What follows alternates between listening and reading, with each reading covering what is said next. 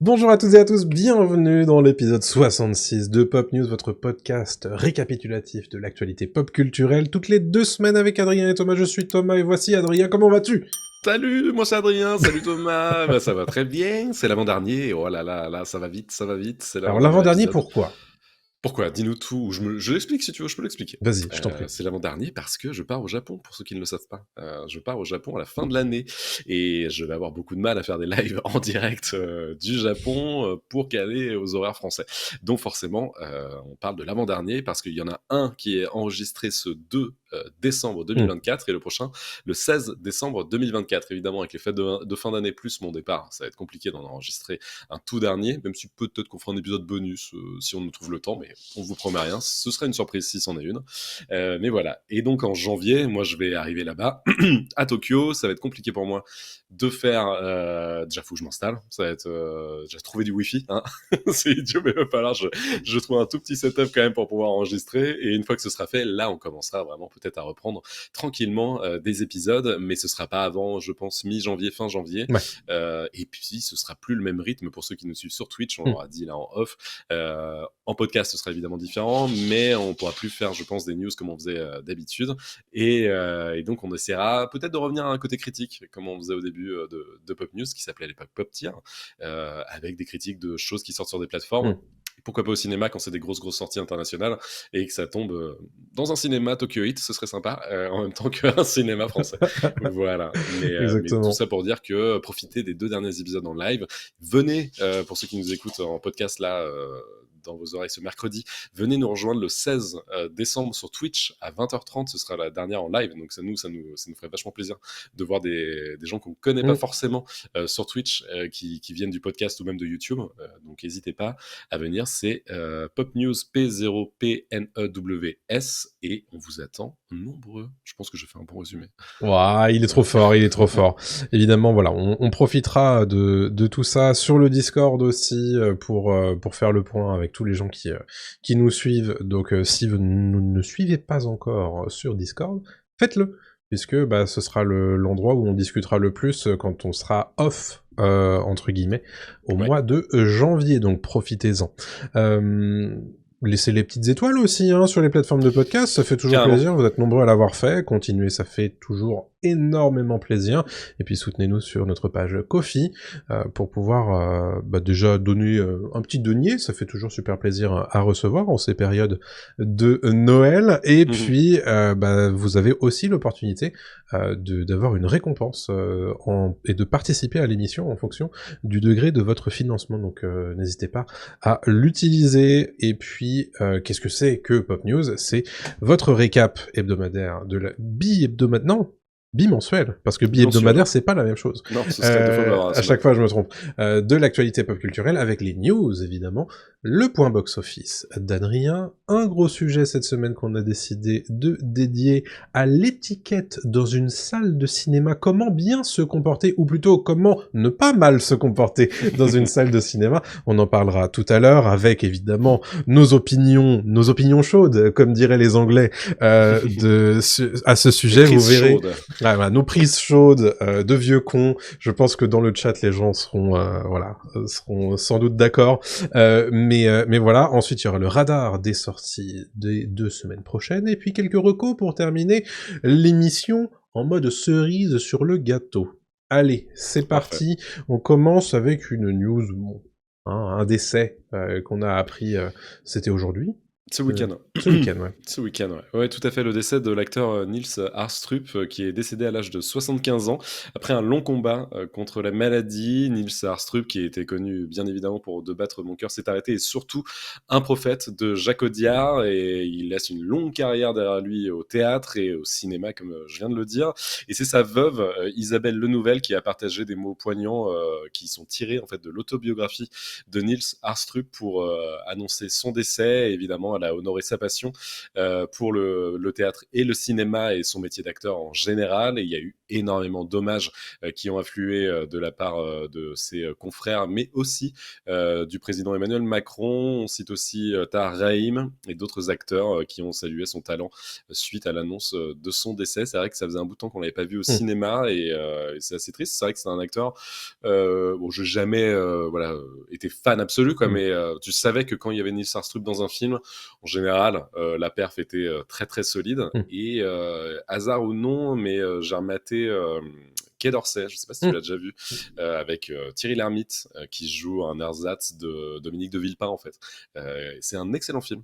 C'est un film avec Thierry Lhermitte, Raphaël Perzonas et Nils Astrup qui se passe en fait au Quai d'Orsay. C'est tiré d'une BD de Matt. Je sais plus quel est l'auteur, bref. Mais Nils Astrup est très bien et je crois qu'il avait eu un César pour le film. Donc je vous le conseille, c'est un film qui a 10 ans maintenant mais qui est vraiment très très bon. Bande dessinée du même nom de Christophe Blain et Abel Lanzac. Christophe Blain, exactement. Évidemment, ce décès a permis de rouvrir un petit peu certains dossiers concernant l'acteur, qui avait été accusé d'un certain nombre de violences par certaines de ses compagnes de jeu, notamment Isabelle Adjani. Si vous n'étiez pas au courant, évidemment, vous pouvez vous renseigner, puisque maintenant tout a été redéballé à cette occasion. Voilà pour Nils Astrup, évidemment, nos condoléances à sa famille, hein, bien entendu. 2 salles, 2 ambiances, je suis désolé, il n'y a pas de manière de sortir d'un sujet pour arriver vers un autre de cette manière-là, mais je voulais vous parler de la saga Fast and Furious. Je suis désolé, voilà, le hasard du conducteur, c'est voilà, l'info, c'est comme ça, place à l'info, bien entendu. Dwayne Johnson a sans doute été assez content des mots qu'a partagé Vin Diesel récemment lors du week-end de Thanksgiving aux États-Unis, puisque comme vous le savez, les États-Unis se sont arrêtés quasiment pour fêter Thanksgiving, et c'était l'occasion pour Vin Diesel de fêter un petit peu la famille de Fast and Furious pour tout simplement donner quelques nouvelles au sujet de la saga qui est censée se conclure avec Fast and Furious 10 partie 2. Vous savez que le Fast and Furious 10 qui est sorti en 2023 est en réalité une première partie d'un diptyque. Le problème, c'est qu'on ne sait pas du tout où il en est, cette deuxième partie. On n'a pas de news d'une date de tournage. Louis Leterrier disait que ça devait se tourner en 2025 pour une sortie en 2026. Et Tyrese Gibson, lui, il dit qu'il a toujours pas lu de script. Enfin, en tout cas, il disait ça en août dernier. Et Jordana Brewster ne savait pas en novembre quand est-ce que ça se tournerait. Donc, ce qui commence à faire lever quelques sourcils. Vin Diesel, du coup, qui prend la parole au moment de Thanksgiving aux alentours, enfin sur Instagram, et on se dit, bon, ça y est, il va nous donner des renseignements. Pas vraiment, vous allez voir. Il dit, d'un côté, j'ai Universal qui me dit qu'on a besoin de Fast X 2 en mars 2026, de l'autre côté, j'ai Comcast qui dit qu'on a besoin de 2 films pour le final, et puis j'ai un scénariste de Fast 5 qui m'envoie cette image et me dit qu'on a besoin de Dom et de Hobbs pour qu'ils résolvent leurs différences. Je veux juste revenir aux vraies courses de voitures avec des cascades sans effets spéciaux et une réunion de cette belle fraternité. Joyeux Thanksgiving. Alors, pas mal d'informations quelque part, c'est que, bon, a priori, ils savent pas trop où partir avec ce final de la saga Fast and Furious, puisque, il y en a qui veulent que ça sorte absolument en mars 2026, d'autres qui veulent absolument qu'il y ait 2 films supplémentaires, et un scénariste qui dit, il faut absolument qu'on refasse quelque chose avec Dwayne Johnson, et donc Vin Diesel. Pourquoi Dwayne Johnson, c'est important? Parce qu'en fait, cette saga, elle a fait aussi naître un conflit d'acteur à acteur entre Dwayne Johnson et Vin Diesel, à tel point que ça s'est tellement mal passé dans un des films, je sais plus lequel, c'est le 8 ou le 7, je sais dans plus. le 8, je pense, ouais. Le 8, à tel point que ça se voit à l'écran que les 2 acteurs ne veulent pas se parler sur le même plan, quoi. Donc bon, et puis depuis il y a des opinions un petit peu salées qui se partagent par interview interposée.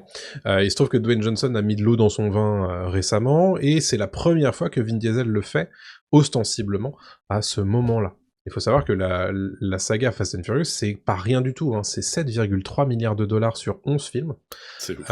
Le dernier Fast 10, c'est 704 millions de dollars au box-office mondial en 2023, donc c'est plutôt correct. Évidemment, les 2 plus gros succès au box-office, c'est le 7 et le 8. Mhm. Depuis, c'est plutôt aux alentours de 700 millions, mais c'est quand même pas rien, quoi.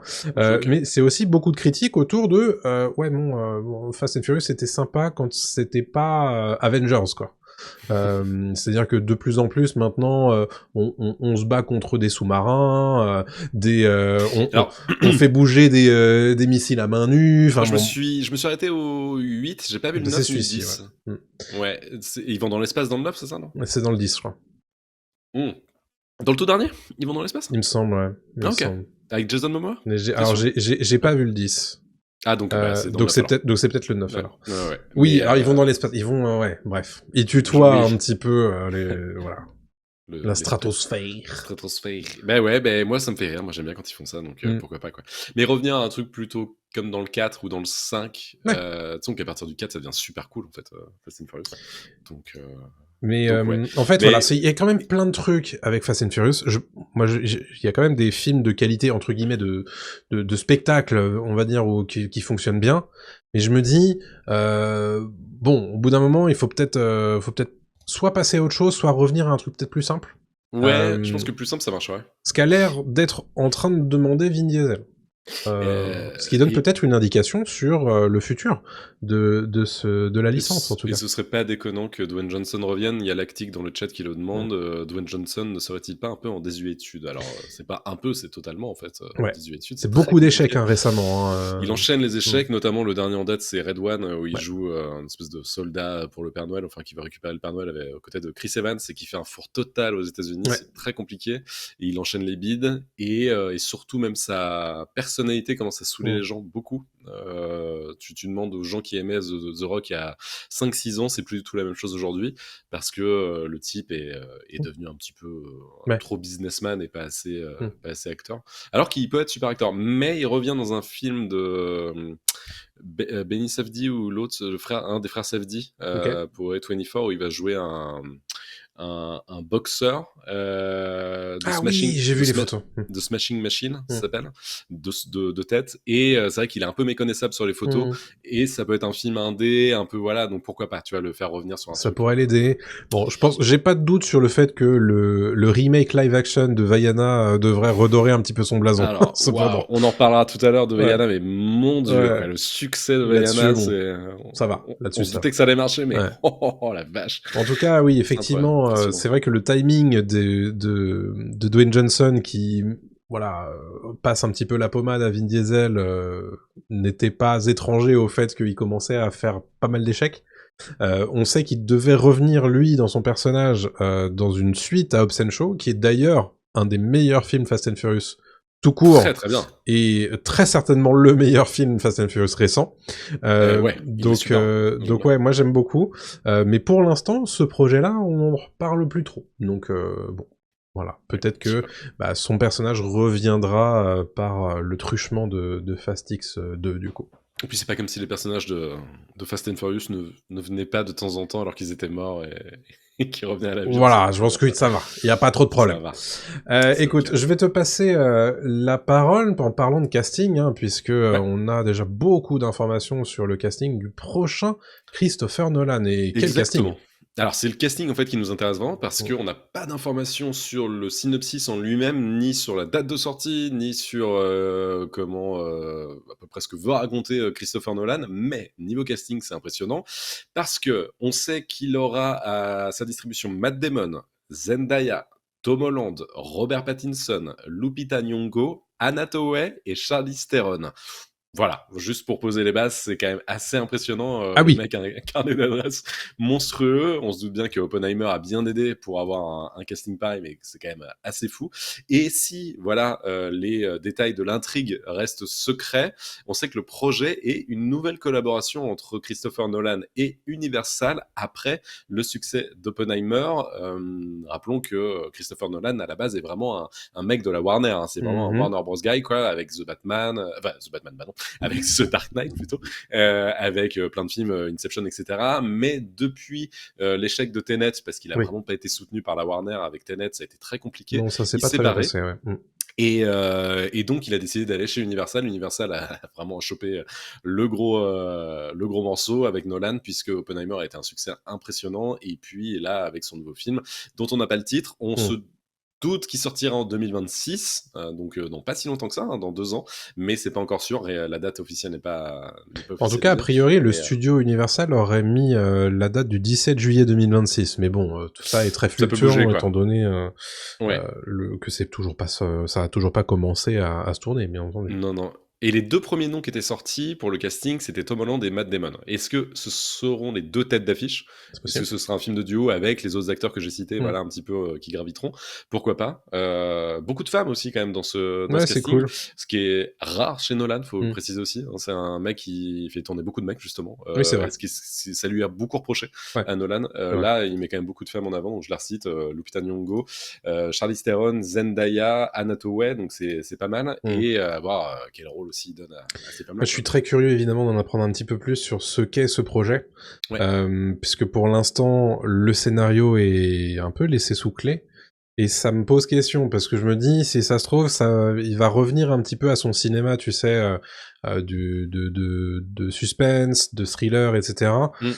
Qu'il avait mis un petit peu de côté avec Oppenheimer, et le fait qu'on ne sache pas quel est ce script et de quoi ça va parler, donc ça me fait dire que c'est probablement pas une adaptation ni un biopic, donc potentiellement que voilà, moi ça me hype un peu, donc j'ai hâte de voir ça. Et puis bon, il y a à la fois Batman et Spider-Man dans ce film, donc quelque part, est-ce que ce serait pas le crossover de l'année 2026? Je pense, évidemment.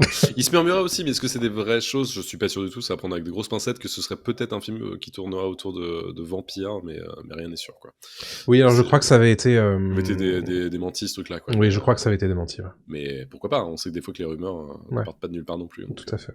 Pourquoi pas? Exactement, donc on vous en reparlera bien entendu. Fou, quand même.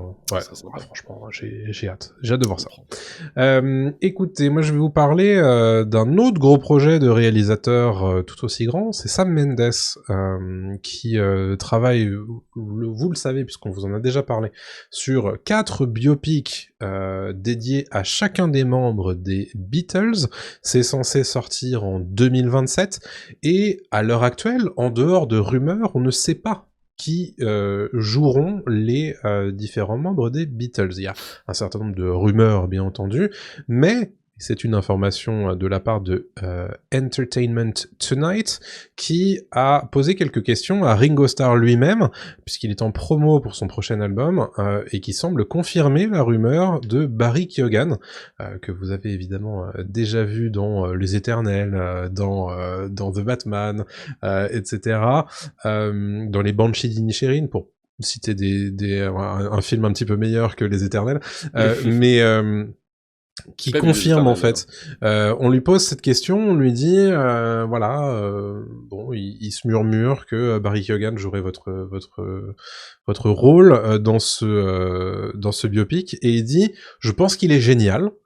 Et il rajoute derrière, je crois qu'il est quelque part en train d'apprendre la batterie, j'espère qu'il ne prendra pas trop de leçons. Alors, donc a priori, c'est Ringo Starr qui laisse passer une information, puisque ça, ce n'était pas confirmé. Mais tout ça pour dire que, voilà, a priori, Barry Keoghan, c'est plutôt en bonne voie pour ce biopic. Sur l'histoire de j'espère qu'il ne prendra pas trop de leçons, a priori, c'est un truc qu'il dit toujours quand on lui demande comment apprendre la batterie. Le fait qu'on a besoin de ressentir la musique, etc., etc. Donc voilà, rappel, 4 projets de biopic, tous réalisés par Sam Mendes, un par membre des Beatles, et sorti prévu en 2027. Donc ça a l'air d'être un gros projet. Carrément, et puis il a un peu la même... Enfin, il a pas la même tête, mais il a une tête spéciale, Barry Keoghan, comme celle de Ringo Starr, donc ça marche bien. Et pour Paul McCartney, c'était Paul Mescal, dans mes souvenirs, qui devait incarner... qui était potentiellement l'incarnation de Paul McCartney dans ce biopic, mais on n'a pas encore l'info, donc on verra. Exactement. Donc voilà pour les Beatles, mais c'est vrai que mine de rien, ça peut... Enfin voilà, la Beatlemania, ça reste un truc quand même, puisque il y a des documentaires, il y a Le docu de Scorsese qui est sorti là, c'est exactement. Beatles 66, non, un truc comme ça. Le nouveau 63? clip aussi, Peter Jackson qui a restauré un titre, etc. Qui est dans le dernier Matthew Vaughn d'ailleurs, dans Argyle. Il y a une chanson importante du film, en fait, qui revient souvent. Ouais, donc voilà, mine de rien, bon, les Beatles, c'est vrai que bah, tu te demandes pourquoi ça n'a pas été fait plus tôt, quelque part. Ouais, parce qu'ils étaient encore en vie pas mal tous, hein, Mm. même George Harrison, il est décédé dans les années 2000, donc Ouais. ouais. Je sais pas. À Peut-être voir. que McCartney voulait pas et Ringo non plus, quoi, mais Ouais, je sais pas. visiblement, ils ont changé d'avis. Plutôt Beatles ou Rolling Stones? Waouh, j'aime tellement les deux. Après, je vais te dire, je connais pas tout, mais ouais, je dirais bien les Beatles. Hein. Ouais. Moi aussi. Je dirais Je bien les prends les Beatles. Beatles. Je savais que Ouais. tu dirais les Beatles aussi, mais Ah, mais j'aime énormément les Stones, hein, mais mais c'est vrai j'adore les que Stones. c'est... Mais c'est difficile hein, de choisir. Ouais. Mais je pense Pareil, les Stones. en nombre de chansons que j'adore, Oui, il y en c'est a les Beatles. plus des Beatles que des Stones, je pense. Et je pense que... Bon, c'est pas un podcast musique, mais c'est vrai qu'il y a plus de choses à gratter dans les Beatles que dans les Stones. Même si c'est incroyable, hein, les Stones. Ça. Mais pareil, il n'y a pas eu de biopic sur les Stones non plus. Alors qu'il y Non, aurait c'est vrai. moyen de Alors, faire des eux, pour trucs le de coup, folie, ils quoi. sont toujours on tour. Donc, Oui, mais tu pourrais faire un biopic. oui, Enfin, c'est tu pourrais vrai. faire un truc sympa, tu vois. Et surtout qu'ils aiment bien se faire... Enfin, Scorsese a fait des Ouais, t'as captations raison. de ouf et tout. T'as Enfin, tu raison. vois. Ouais, Ouais. complètement. Parlons d'une autre méga star, c'est Tom Cruise. Tom Ah oui. Cruise, un nouveau projet. Est-ce que c'est un projet Mission Impossible ou pas? Eh ben non, c'est pas. Enfin, peut-être, ce serait un projet peut-être dangereux. En tout cas, c'est le réalisateur Doug Liman et Tom Cruise qui se retrouvent après Edge of Tomorrow pour un film qui s'appelle Deeper. Apparemment, ce sera un film fantastique qui explorera les profondeurs marines. On n'en sait pas beaucoup plus, mais ce serait vraiment entre réalité et horreur. Et le projet, en fait, évidemment, semble intéressant parce qu'on sait que Tom Cruise aime bien se dépasser. Et un Tom Cruise dans les fonds marins, ça peut être quelque chose d'assez impressionnant. Pour l'instant, il n'y a pas de date de sortie, hein, c'est une news assez courte, hein, vraiment, il n'y a pas grand-chose à savoir, mais l'association des deux hommes fonctionne très très bien parce que Edge of Tomorrow, moi je le revois assez régulièrement, Ouais. j'aime énormément ce film. D'ailleurs, il y a toujours la rumeur d'un numéro 2 qui est alimenté par Tom Cruise, par Emily Blunt et par Doug Liman à chaque fois, parce qu'en fait, il y a une niche, il y a vraiment une fanbase Ouais.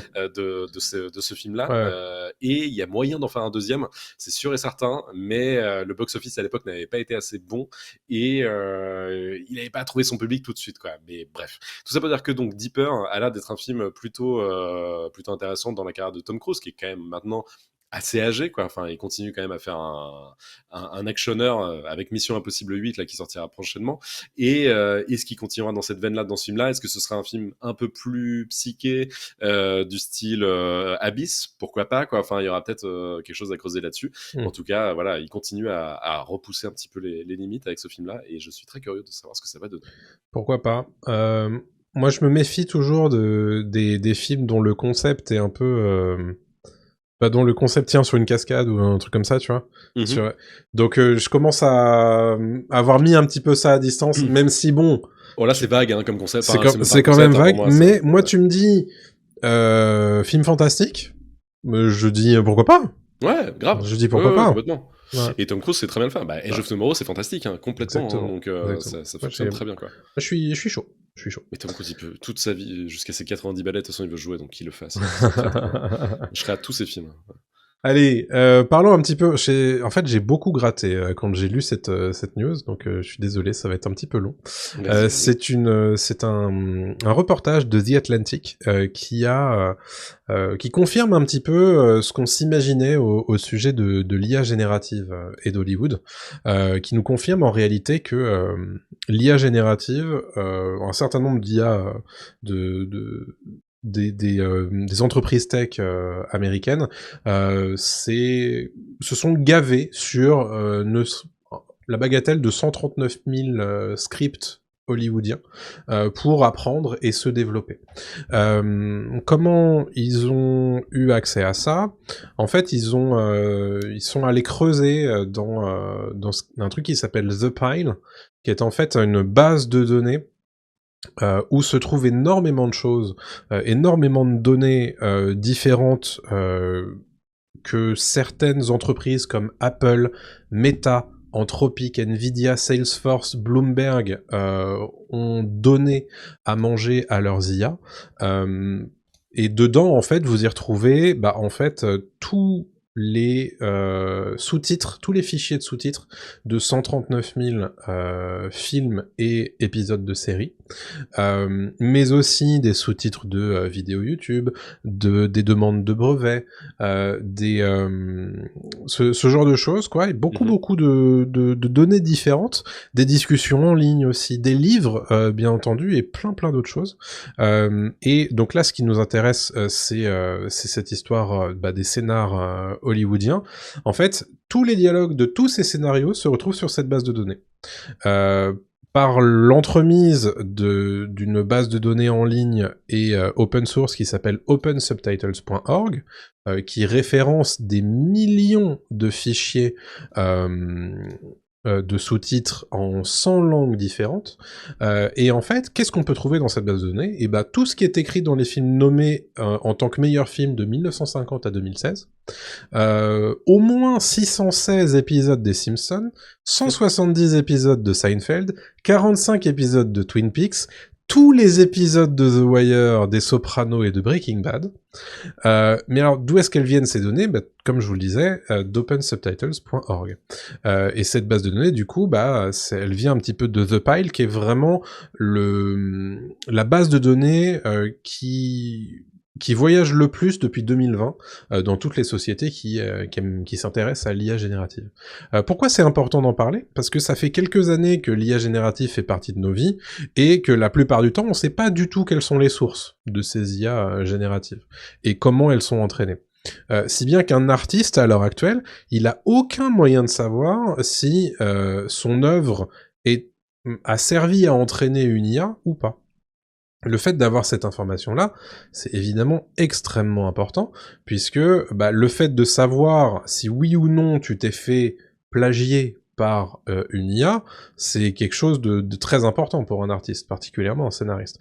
Certains de ces artistes, notamment Vince Gilligan, pour ne citer que lui, créateur de Breaking Bad, de Better Call Saul notamment, sont d'ailleurs en procès contre des entreprises de tech américaines. Alors, selon lui, je vais le citer, l'IA générative est tout bonnement une forme de plagiat extraordinairement complexe et nécessitant énormément d'énergie.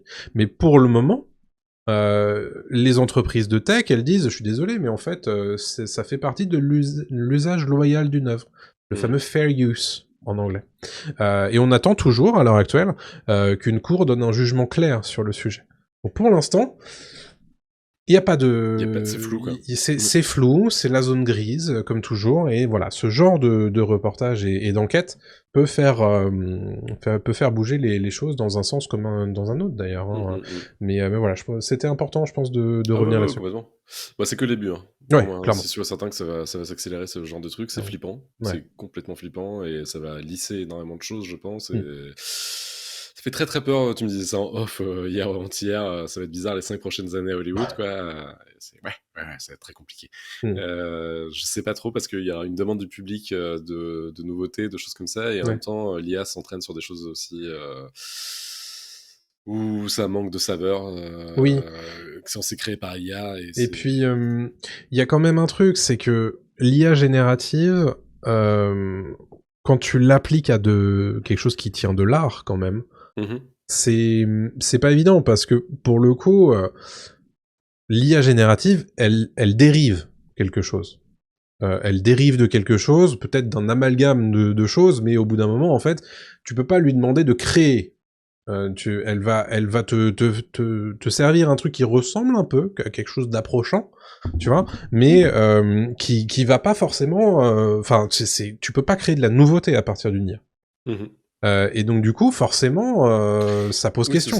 Ce sera un amalgame de choses, en fait. C'est ça. Tout le temps, quoi. Ça passera pour certains trucs, hein, c'est sûr et certain. Il y aura aucun souci, hein, si c'est bien fait. Je pense que des fois même, ce sera un peu invisible, ou on s'en rendra pas trop compte. Quoi. Et le fait que un certain nombre de studios hollywoodiens, mais aussi de jeux vidéo, font des recrutements récemment de personnes qui seraient en charge des grands pontes de l'IA, etc. Ça pose question, quoi. Donc, après, faut vivre avec son temps aussi, quoi. Non, mais voilà. En fait, non, mais alors après, il y a vivre avec son temps et. Non, mais je termine mon truc, moi. Ce que je dis, c'est que on peut pas aller contre ça. C'est comme ça. De toute façon, faut se dire que voilà, ça existe, et malheureusement ou heureusement, il faut vivre avec, quoi. Mais il faut, je pense, parfois légiférer, ou en tout cas mettre des règles, des garde-fous C'est pour ça. des métiers importants comme le Mm. métier de scénariste, le métier d'artiste, que ce soit tu vois un développeur de jeux vidéo Mm. ou tu vois juste quelqu'un qui fait des effets spéciaux au cinéma. Ouais. C'est des gens qui ont besoin d'être protégés aussi, quoi, parce que si Exactement. il n'y a plus de création, il y a plus d'intérêt en fait, donc tout le monde pourra le faire dans son coin. Bien Mais sûr. il faut pas nier que ça c'est pratique, ça fait gagner Mm. du temps. Quand on va, tu vois, mettre en avant James Cameron, il Mm. utilise aussi un l'IA, Bien il le sûr. sait très bien. Enfin, tu vois, c'est Ouais. Il y a, en donc fait, je pense faut voir qu'il y comment a c'est utilisé, quoi. C'est comme tout. exactement. Je pense que là, à l'heure actuelle, et on en a largement parlé tout au long de l'année et l'année dernière, on est dans une phase qui est très clairement le Far West, et c'est à l'heure actuelle, c'est les grands technophiles en fait qui en profitent parce que bah la justice ne peut pas aller aussi vite qu'eux, donc pour l'instant ça tire dans tous les sens et puis bon on verra après. Et donc forcément, et c'était l'objet des grèves de l'an dernier, c'était justement de faire en sorte que ça se calme un peu et de protéger ce qu'on pouvait protéger à un instant T. Voilà, ça veut pas dire que tout est possible désormais, tu vois. Non, non, bien C'est pas sûr. parce que les grèves sont terminées que maintenant on peut tout faire. Mais je suis d'accord avec toi. En fonction de comment c'est utilisé et à quelle fin, moi je serais toujours dans l'idée que voilà, s'il y a des gens qui sont payés pour faire ça, ce serait bien de pas les mettre au chômage, tu vois. Voilà. Après, il y a peut-être des façons de rendre leur tâche peut-être un peu moins répétitive, mais de leur laisser entre guillemets le côté un peu artistique et quelque part tu te sers de l'IA pour aller plus vite dans certaines de tes tâches si c'est possible, pourquoi pas. Après, si c'est pour dire, ouais, moi en fait c'est plus simple de remplacer une writing room par ChatGPT ou Gemini ou je ne sais quoi, bon bah c'est ça, très Non. clairement c'est non, tu vois. Mais voilà, faut voir comment c'est fait. Si c'est fait intelligemment, pourquoi pas. Si les gens sont d'accord, pourquoi pas. Mais voilà, ayons notre esprit critique sur ce genre de situation, quoi. Mais tout va très très vite, hein. Là, tu Ah parlais ouais. de Gemini et tout, ChatGPT, mais regarde maintenant, apparemment, ChatGPT ou Gemini, je sais plus lequel, je crois que c'est ChatGPT, concurrence Google en moteur de recherche, en fait, Ah ouais, non mais bien sûr. pour tu vois, le quotidien et des gens qui veulent répondre, enfin, trouver des réponses à leurs questions, ils Oui, j'ai lu utilisent ça, ouais. ChatGPT, quoi. Mm. Ça y est, ça rentre dans le quotidien. Il y a déjà Ouais. des pubs avec des influenceurs sur Gemini, tu vois. McFly et Carlito et d'autres, je sais plus qui, Ouais, mais c'est tu vois. Google, donc YouTube, donc machin, ouais, Ouais, peut-être. je Mais comprends, je tu vois, comprends. maintenant, ça devient, en fait, ça rentre dans les mœurs, parce que c'est utiliser l'IA pour poser vos questions et donc, Mm. en fait, générer, tu vois. Très clairement, très clairement. Ça va très, très vite, quoi. Il y a un an, on se disait, ok, Ouais. mais maintenant, c'est bon, quoi. Et moi, là où ça me fait toujours bizarre, c'est que, en l'occurrence, ChatGPT qui remplace un peu Google, ça m'inquiète un peu parce que, Mm. enfin, sur ChatGPT, c'est souvent, c'est tout soit l'un, tout soit l'autre. Dans le Mhm. sens où, bah, en fait, quand tu veux quelque chose de précis, parfois, t'es là en mode, t'es sûr de ce que tu racontes? C'est Ouais, ouais. genre, son objectif, c'est de donner une réponse. Mais peu importe si elle est vraie ou si elle est fausse, il faut absolument qu'il Ouais. te donne une réponse. Et en fait, parfois quand tu le questionnes, il te dit oui non Ah, mais mais non, t'as t'inquiète. Hein. raison. Ouais, tu vois c'est donc bon, En fait, je pense qu'il c'est faut que ça voilà, s'affine. Je pense que ça va s'affiner dans les prochaines années. bien sûr. J'espère même prochains mois, où il y aura des trucs en mode attendez, ceci, il y a 80% de chances que ce soit Ouais, ce pas serait machin. chouette. Ouais. J'espère, je pense qu'ils le feront, parce que s'ils veulent tenir la route, Hmm. ça va le faire. Après, ça ferait sauter aussi l'hégémonie de Google. Normalement, c'est pas si mal non plus que Google ait de la concurrence, c'est Bah, con, de mais toute façon, c'est vrai ça que ferait du bon, bien, je pense aussi, quoi. les, Donc, les, les monopoles, bon, ouais, hein, c'est c'est jamais très positif. c'est Mais bon, chiant, si quoi. c'est pour remplacer un monopole par un autre monopole, bon, Je pense pas. Je pense que Google, tu peux pas le faire tomber comme ça. Donc, ouais, bref. Mais en tout cas, ça va être passionnant à suivre, hein, mais ouais, voilà. ouais, clairement. Voilà pour l'IA, et on va parler d'un autre gros studio qui a fait un move étonnant la semaine dernière. Tout à fait. C'est Warner. Alors Warner, vous savez qu'en ce moment ils sont en train de travailler évidemment sur la série qui, selon eux, va on va mettre tout le monde d'accord pour les 10 prochaines années, c'est la série Harry Potter. Bon, c'est toujours un peu compliqué de parler d'Harry Potter sans parler de son autrice, J.K. Rowling, et donc ils ont pris la parole à son sujet. J.K. Rowling, tout le monde la connaît évidemment, donc l'autrice de Harry Potter, mais Warner Bros. Soutient J.K. Rowling et affirme même tout son droit à l'autrice d'exprimer ses opinions personnelles. Donc, à savoir quand même que J.K. Rowling est au cœur de plein de controverses, puisque notamment sur le droit des femmes et des personnes trans, sur Twitter notamment, parce qu'elle n'arrête pas de faire des sorties clairement transphobes, on va pas se mentir. Et donc, forcément, il y a une partie de la fanbase d'Harry Potter qui a délaissé vraiment Harry Potter et c'est barré suite aux propos de J.K. Rowling, donc ce qui est quand même un gros caillou dans la chaussure de Warner Bros, qui produit donc tous les films Harry Potter, qui a produit tous les films Harry Potter, les Animaux Fantastiques, et comme tu l'as dit, la prochaine série Harry Potter qui... tu penses que Warner se dit que ça va être génial? Je pense que oui, ça va être incroyable quand même, parce que c'est une série Harry Potter qui tiendra sur 10 ans, donc ça va être un phénomène, et c'est sûr que ce sera un carton plein. Mais au-delà de ça, ils n'étaient pas obligés de prendre position en disant que J.K. Rowling avait tout le droit d'exprimer son opinion personnelle. Elle a le droit. Par contre, je dis pas le contraire, elle a le droit de dire ce qu'elle veut. Par contre, sur un sujet aussi touchy, en mode ne pas du tout nuancer ses propos de la part d'un gros studio américain comme ça, je trouve que c'est un peu fort quand même, quoi, surtout vu les propos, quoi. Ce qui confirme quand quelque part ils ont aucun problème avec ça, quoi. Bah non, donc ils en ont aucun, et donc c'est un soutien en fait de la part de Warner Bros qui divise les fans, bien évidemment, et même les anciens acteurs de la saga Harry Potter qui eux, certains désapprouvent publiquement les positions tenues par J.K. Rowling depuis quelques années, depuis 4-5 ans maintenant, notamment sur Twitter. En fait, elle s'est fait plein d'ennemis à cause de ça, quoi. Et donc c'est étonnant que Warner fasse cette petite déclaration en mode non mais cool les gars, elle a le droit de dire que... Est-ce que c'est vraiment étonnant?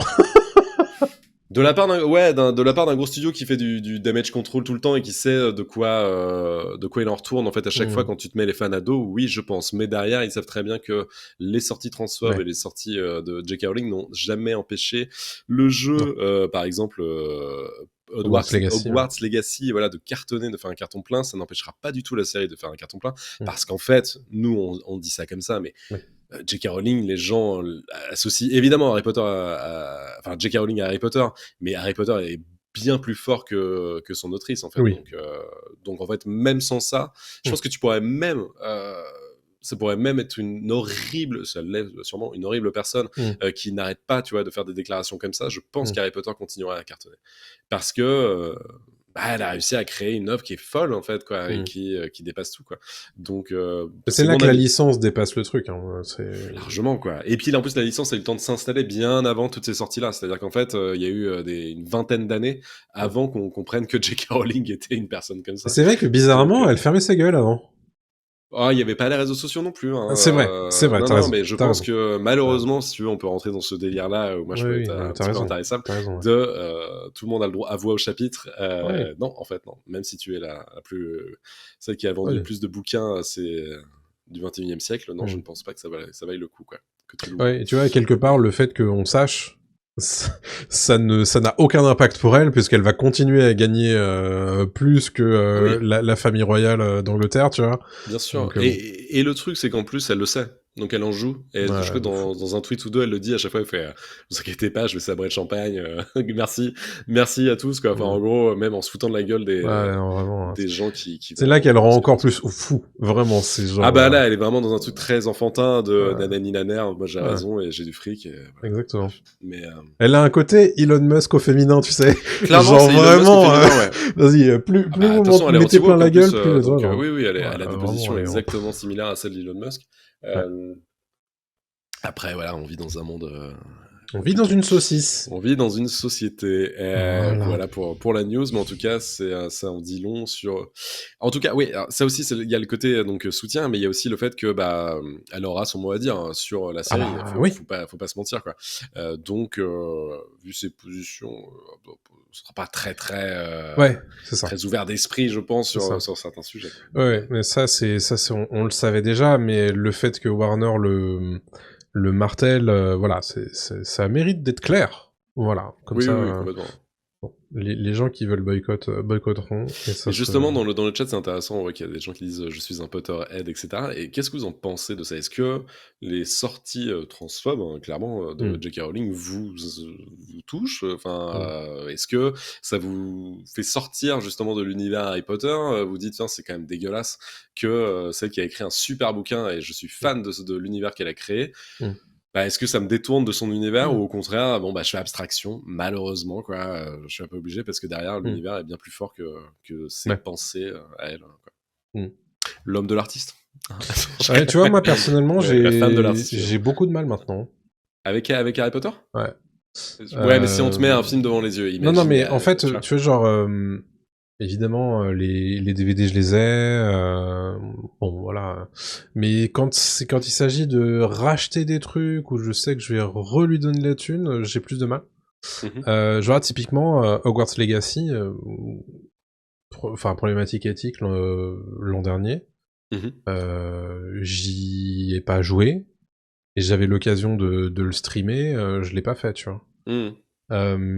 Parce que... ça, en fait, ça me fait chier parce que à la fois le jeu ça m'intéressait et machin, mais le fait de j'ai du mal à me dire ouais bah en fait quelque part mon petit truc peut potentiellement aider cette personne, et ça m'agace un peu, quoi. Oui, parce que là, c'est un achat supplémentaire, donc tu rajoutes du fric que tu vas potentiellement lui donner, etc. Mais par contre, si t'as déjà les bouquins, moi je parle plus voilà, d'un mais côté, par contre, tu vois, moi pour le coup, j'aime toujours Harry Potter, tu vois. Mais c'est vrai que rajouter cette strate supplémentaire là, moi j'ai toujours eu du mal avec ces trucs là. Genre, tu vois, moi, j'adore Michael Jackson, je sais que c'était pas forcément le mec le plus génial du monde, tu vois. Voilà, c'est le truc est super ambivalent. Et donc c'est super dur, honnêtement. Et regarde, t'écoutes ton Michael Jackson tout seul. ouais, non mais tu sais genre non mais tu vois, et c'est et là en l'occurrence, bon bah le mec est mort, donc ça à la rigueur. Non mais tu vois, parce que là le pire c'est que la meuf elle est vivante, elle sait qu'elle fait chier le monde et elle continue à le faire, tu vois. Il y a encore plus tu vois, genre et je sais pas, moi ça me pose problème, quoi. Ouais, mais je comprends. Je demande pas une réponse. Voilà, moi j'ai pas du tout. Non, mais j'ai pas de. Moi, c'est ma réponse personnelle, tu vois. Bien sûr. Carrément, c'est intéressant. J'aimerais pas que, tu vois, des personnes trans me disent, bah en fait, tu nous soutiens pas, tu vois. Oui, carrément. Puis c'est devenu un jeu pour elle après. C'est devenu non, mais c'est là que c'est délirant, en fait. Oui, voilà, c'est autre chose. Tu peux faire une sortie comme ça, à la limite, t'as le droit de penser ce que tu veux dans la vie, si tu veux, quoi. Voilà, tu fais une fois, là tu fais depuis des années, en fait, ça devient une campagne anti... oui, non, très clairement. Non, mais la meuf, elle donne de la thune à des associations anti personnes trans. Donc, vraiment, c'est un autre délire. Ah ouais, non, c'est... Ouais, clairement. On clôt le sujet? Ouais. Clôturons le sujet avec quelque chose de plus léger. Un partenariat entre Netflix et TF1, ainsi que sa filiale Newen, pour produire une série quotidienne pour Netflix à partir de l'an prochain. La série s'appellera Tout pour la lumière et devrait se tourner en 2025. Netflix y aura accès 5 jours avant la diffusion sur TF1 et TF1+. Donc Newen, qui est producteur et cofinanceur, pour rappel, Newen c'est Plus belle la vie, hein. On devrait y suivre une saga familiale dans l'univers de la musique et de la danse, voilà ce qu'on sait sur le synopsis. Et le tournage aura lieu en décor ouvert à La Ciotat et en studio à Marseille, tout comme Plus belle la vie. C'est intéressant à noter, pourquoi ? Parce que traditionnellement, il n'y a pas de série quotidienne en streaming. Mais il y a un appétit récent des streamers à ce sujet. C'est notamment le cas de Disney+, avec une série quotidienne qui s'appelle Return to Las Sabinas, mais aussi Neighbours en Australie, qui est passé de Freevee à Prime Video. Donc à voir si c'est une tendance qui va se confirmer. Mais tout ça pour dire que Netflix s'intéresse également à ça, et le fait que ça signe avec TF1 et les producteurs de la série quotidienne la plus connue en France, c'est un gros deal. Hein. C'est un gros deal. Hein. C'est un gros deal. Moi, ce qui me fait marrer dans tout ça, c'est qu'en fait, la télé restera toujours la télé. Ah, c'est dingue. juste qu'elle change. C'est On a dingue. toujours dit, quoi. Non, c'est Ah, ouf. les plateformes, non, ça a tout changé. C'est de la Ouais, c'est télé. dingue. C'est juste la putain de télé. Ils Non, mais, diffusent un match de boxe en direct, c'est de la télé. Est-ce que tu crois qu'un jour, la télé Netflix sera... va vraiment faire du direct Oui. H24? Mais ils ont comment mais bien sûr, et ils le font à moitié quand ils font leur soirée ou leur Ouais. truc, tu sais, tu peux mater, tu bien Ouais. sûr. Mais évidemment qu'ils le font, c'est sûr et certain. Il y aura des chaînes thématiques et tout, c'est sûr. C'est ouf. Mais bien sûr. Mais c'est juste normal, parce qu'on n'a pas fait mieux et on fera jamais mieux que la télé là-dessus. Enfin, c'est tellement installé et tu peux pas faire mieux, quoi. Et même la jeune génération, on te demande, tu vois, donc c'est... Non, c'est sûr et certain. Mais en tout cas, ouais, gros deal, et c'est intéressant de voir ce que ça va donner. Gros deal, ouais. Je pense qu'on regardera pas nous deux, quoi, mais... Donc là, on voit très clairement que la cible, évidemment, c'est a priori pas nous. C'est la ménagère de moins de 50 ans. Probablement que la cible c'est la ménagère, hein, bien sûr, et pourquoi pas après tout, hein, parce que le mine de rien, tu dis, parce que ces gens-là vont probablement découvrir ça sur TF1 et se dire attends, mais je peux voir les 5 épisodes les 5 prochains épisodes sur Netflix dès maintenant là. Oh bah let's go, hein. Ce qui est déjà le cas pour Plus belle la vie, où Oui, ils bien diffusent sûr. En avance sur le site, je crois, non? Toi-même, tu sais. Ouais. Donc, oui. Non, mais tu vois, genre, c'est... Et alors, moi, ça me pose question, cependant, c'est que c'est quand même Newen qui est derrière. Est-ce que ça veut dire quelque chose pour Plus belle la vie? Tu vois?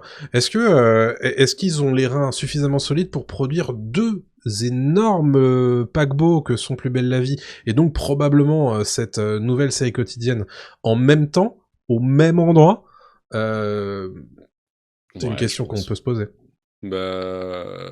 Attends, mais c'est fini, Plus belle la vie? Alors, Plus belle la vie, c'est fini depuis 2022, mais ils ont ressuscité le truc sur TF1 qui s'appelle Plus belle la vie, encore plus belle.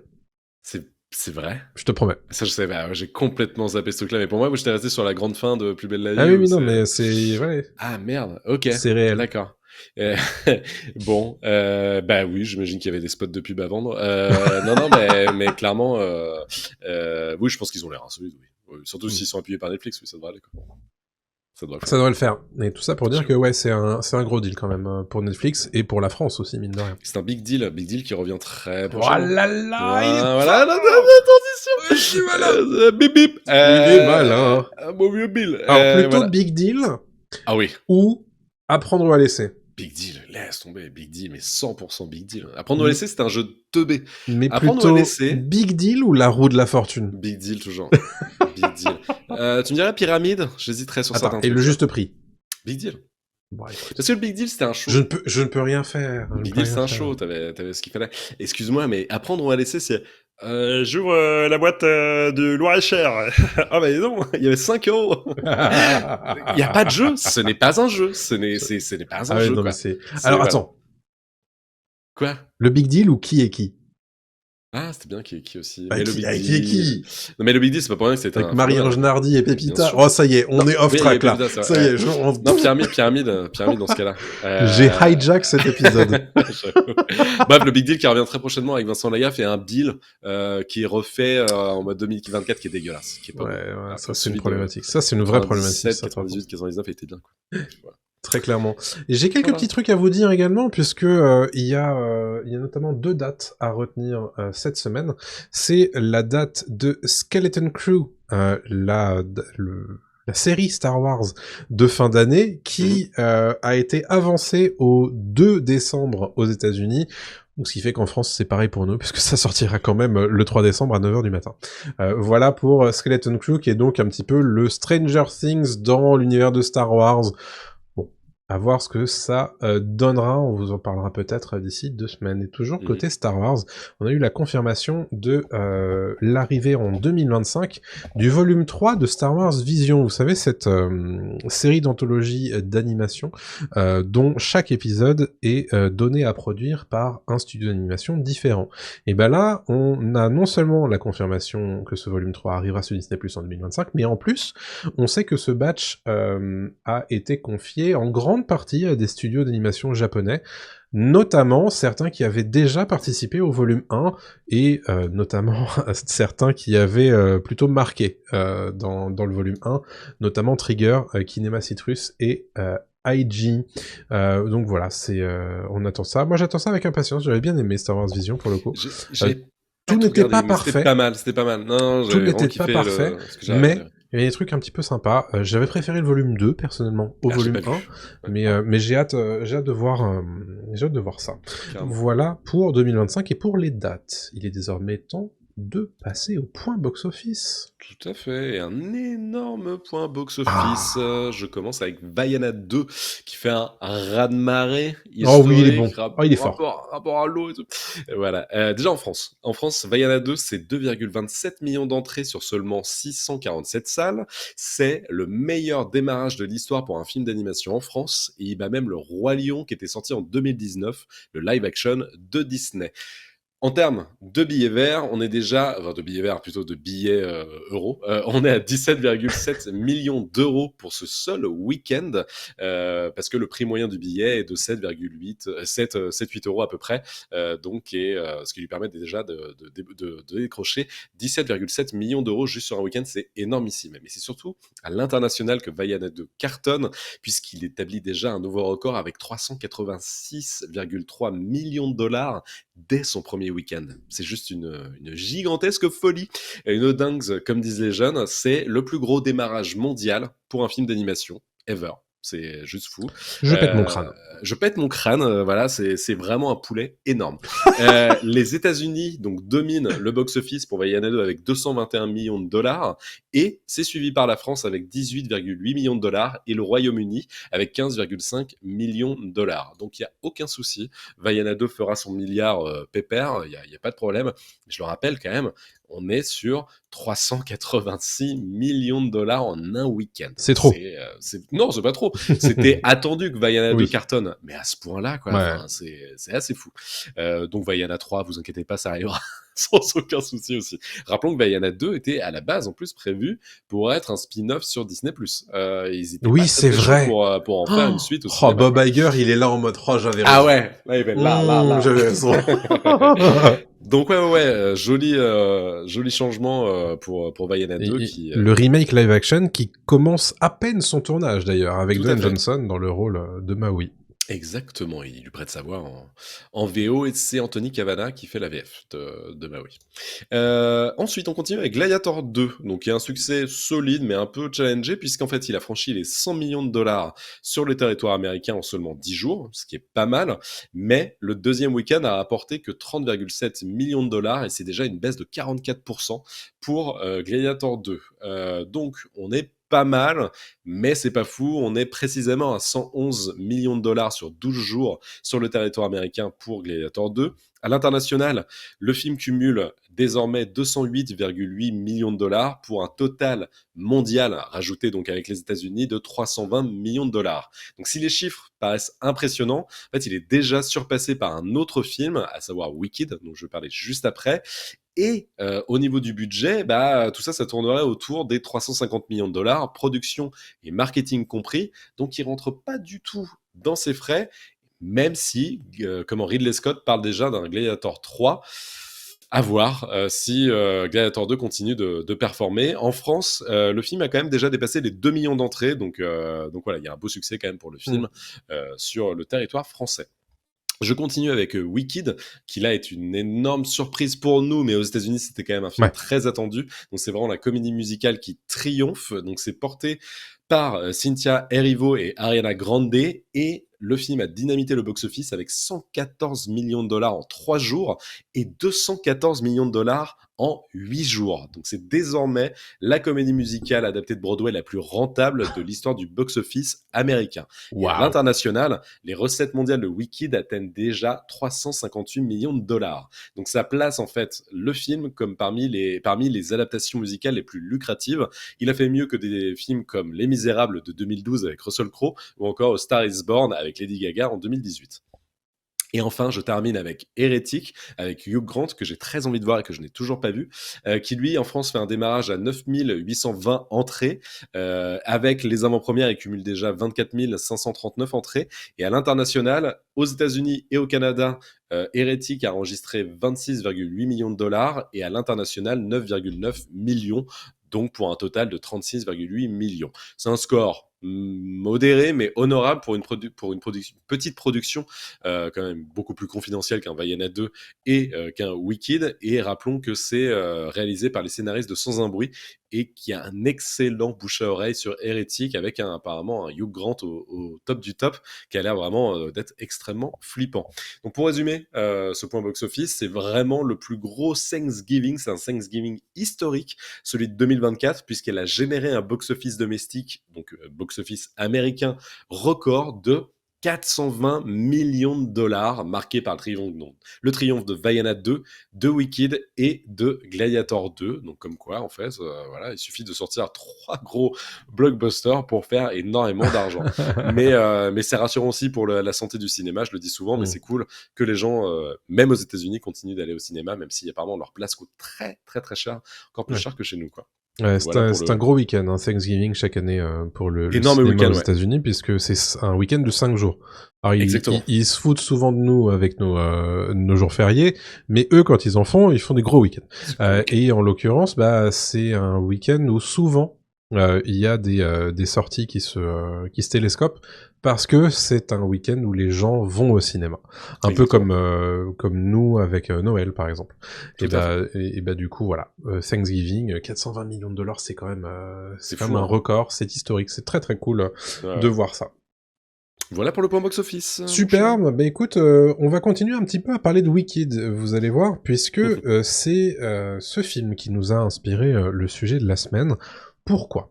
Parce que, en fait, si vous n'êtes pas trop familier avec les informations pop culture du côté des États-Unis, la sortie de Wicked a fait apparaître un débat aux États-Unis.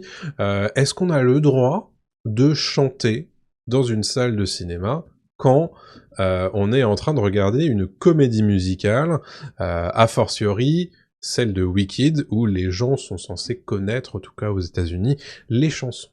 Eh ben, c'est un débat qui a polarisé un petit peu sur les réseaux sociaux, mais aussi sur les différentes interviews que les acteurs ont pu donner. C'est le cas notamment de Cynthia Erivo, hein, qui joue une des sorcières de Wicked, face à Ariana Grande, qui dit que pour elle, bah, il y a aucun problème. Justement, elle, en tant que chanteuse et actrice, elles ont suffisamment chanté pendant la période du tournage, et maintenant c'est aux fans de prendre un petit peu le relais. Alors évidemment, on va pas spécialement débattre spécifiquement de ce cas-là avec Adrien, puisque de toute façon, on se doute bien qu'en France, on doit pas être trop impacté par la problématique. En revanche, ça nous a un petit peu donné cette idée de parler un petit peu de l'étiquette dans une salle de cinéma. Qu'est-ce qu'un bon comportement, et surtout, qu'est-ce qu'un mauvais comportement dans une salle de cinéma? Et bon, on est sûr que vous qui nous écoutez et qui nous regardez en direct, vous avez aussi des avis là-dessus, donc on les attend dans les commentaires, bien entendu. Et pour les gens qui sont en live, bien sûr, on veut vous on veut les lire. Mais voilà, est-ce qu'on commencerait pas justement par un des trucs les plus agaçants enfin,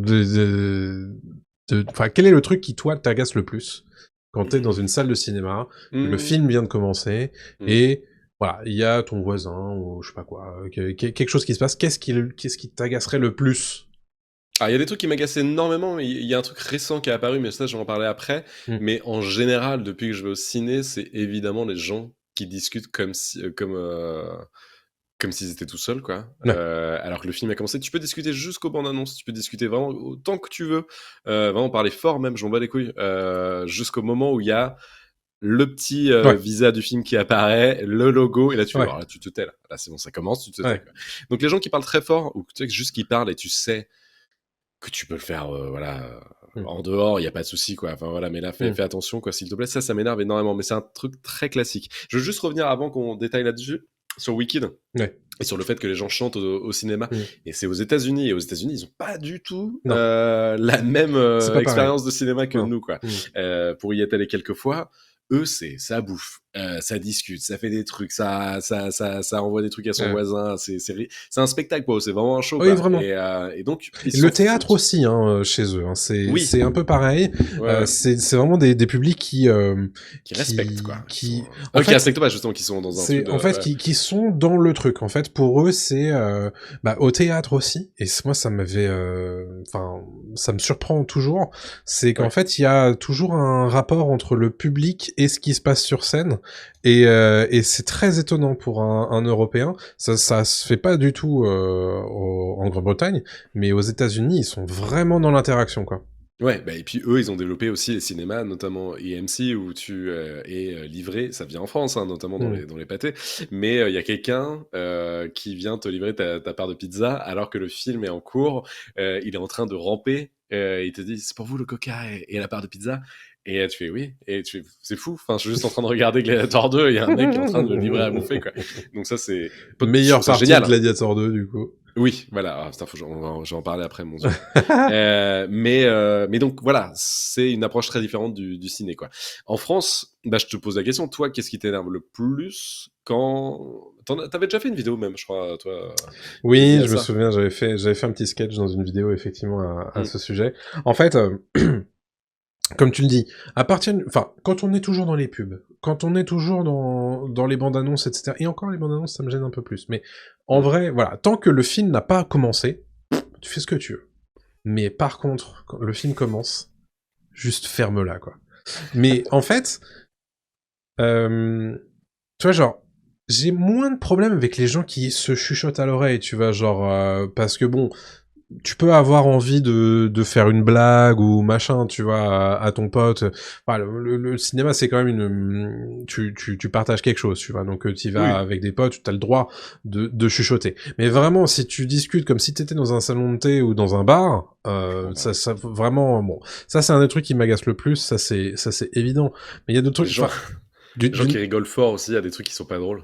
Mais ouais, c'est pas de leur faute. Oui, bon, ça c'est pas de leur faute. C'est chacun son humour, tu vois. Mais ah là là, quoi, mais non, ça c'est. En fait, les gens qui rigolent devant des films qui ne sont pas drôles, ouais. Tu vois, devant des films qui sont des drames, tu vois, où tu dis ça c'est pas drôle, quoi. Ou non, ou même des comédies, tu fais putain là, c'est pas une vanne. En fait, le pire, je crois que c'est les gens. Après, ils passent peut-être un très bon moment. Non, parce que c'est forcé. J'avais eu ça pour Deadpool 3, c'était un mec qui rigolait tout le temps.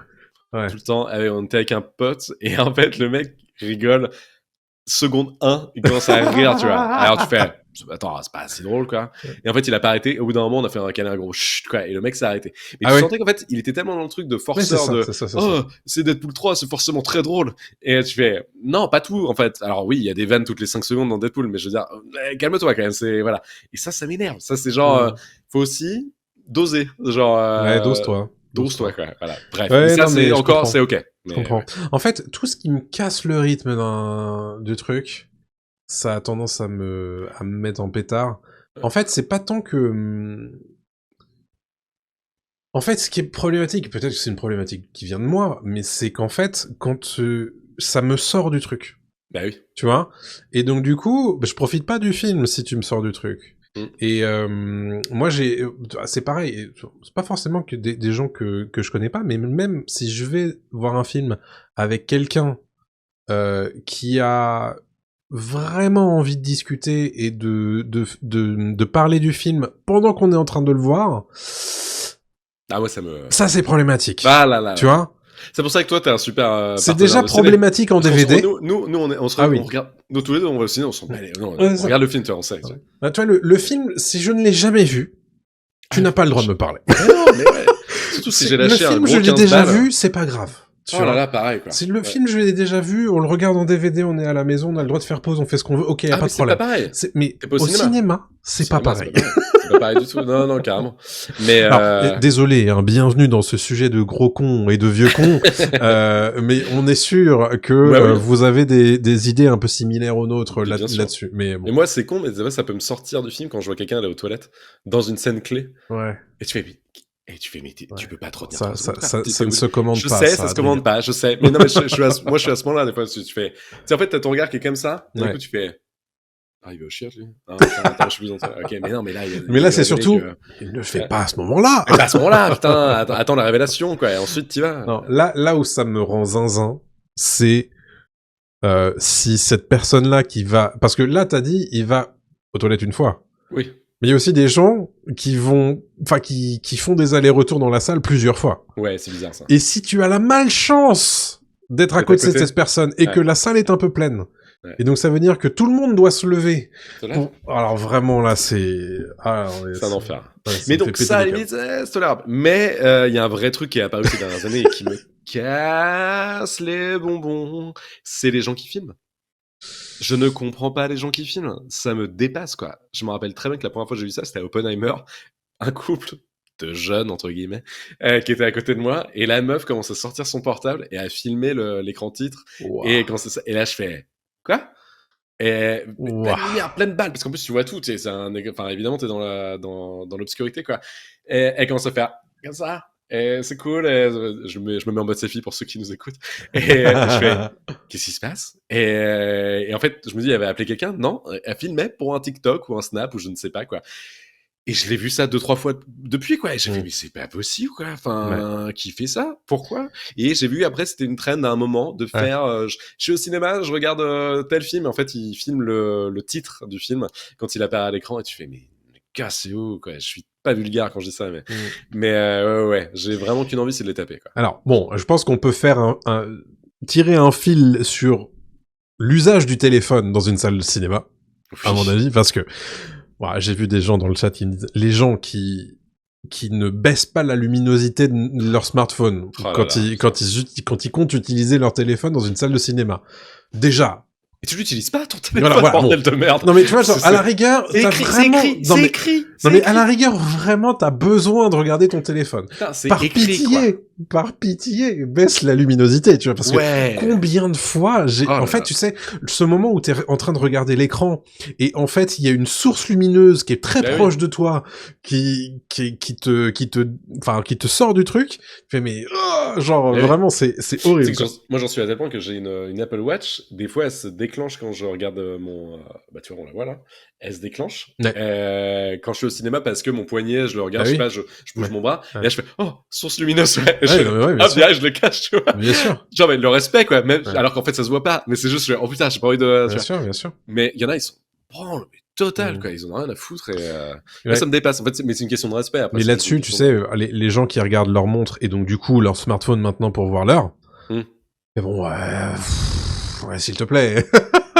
Oui, tu sais pas, tu fais ça discrètement, dans ta poche, tranquillement, tu vois, tu fais... Non mais alors vraiment, moi j'ai déjà vu et entendu des gens passer des coups de fil dans une salle de cinéma quand le film est en cours. C'est Dick Henneck, ça. Non mais vraiment, quoi, ça rend fou. Ça rend fou. Ah oui, non mais c'est... Bon, alors, à une époque...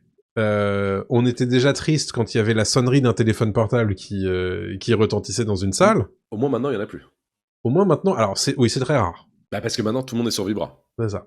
Donc d'un côté, ça nous sauve. Ça, c'est dire, t'as remarqué ça depuis, t'entends des sonneries de téléphone. C'est très très rare. Ça n'existe plus. C'est très rare. Ça n'existe plus.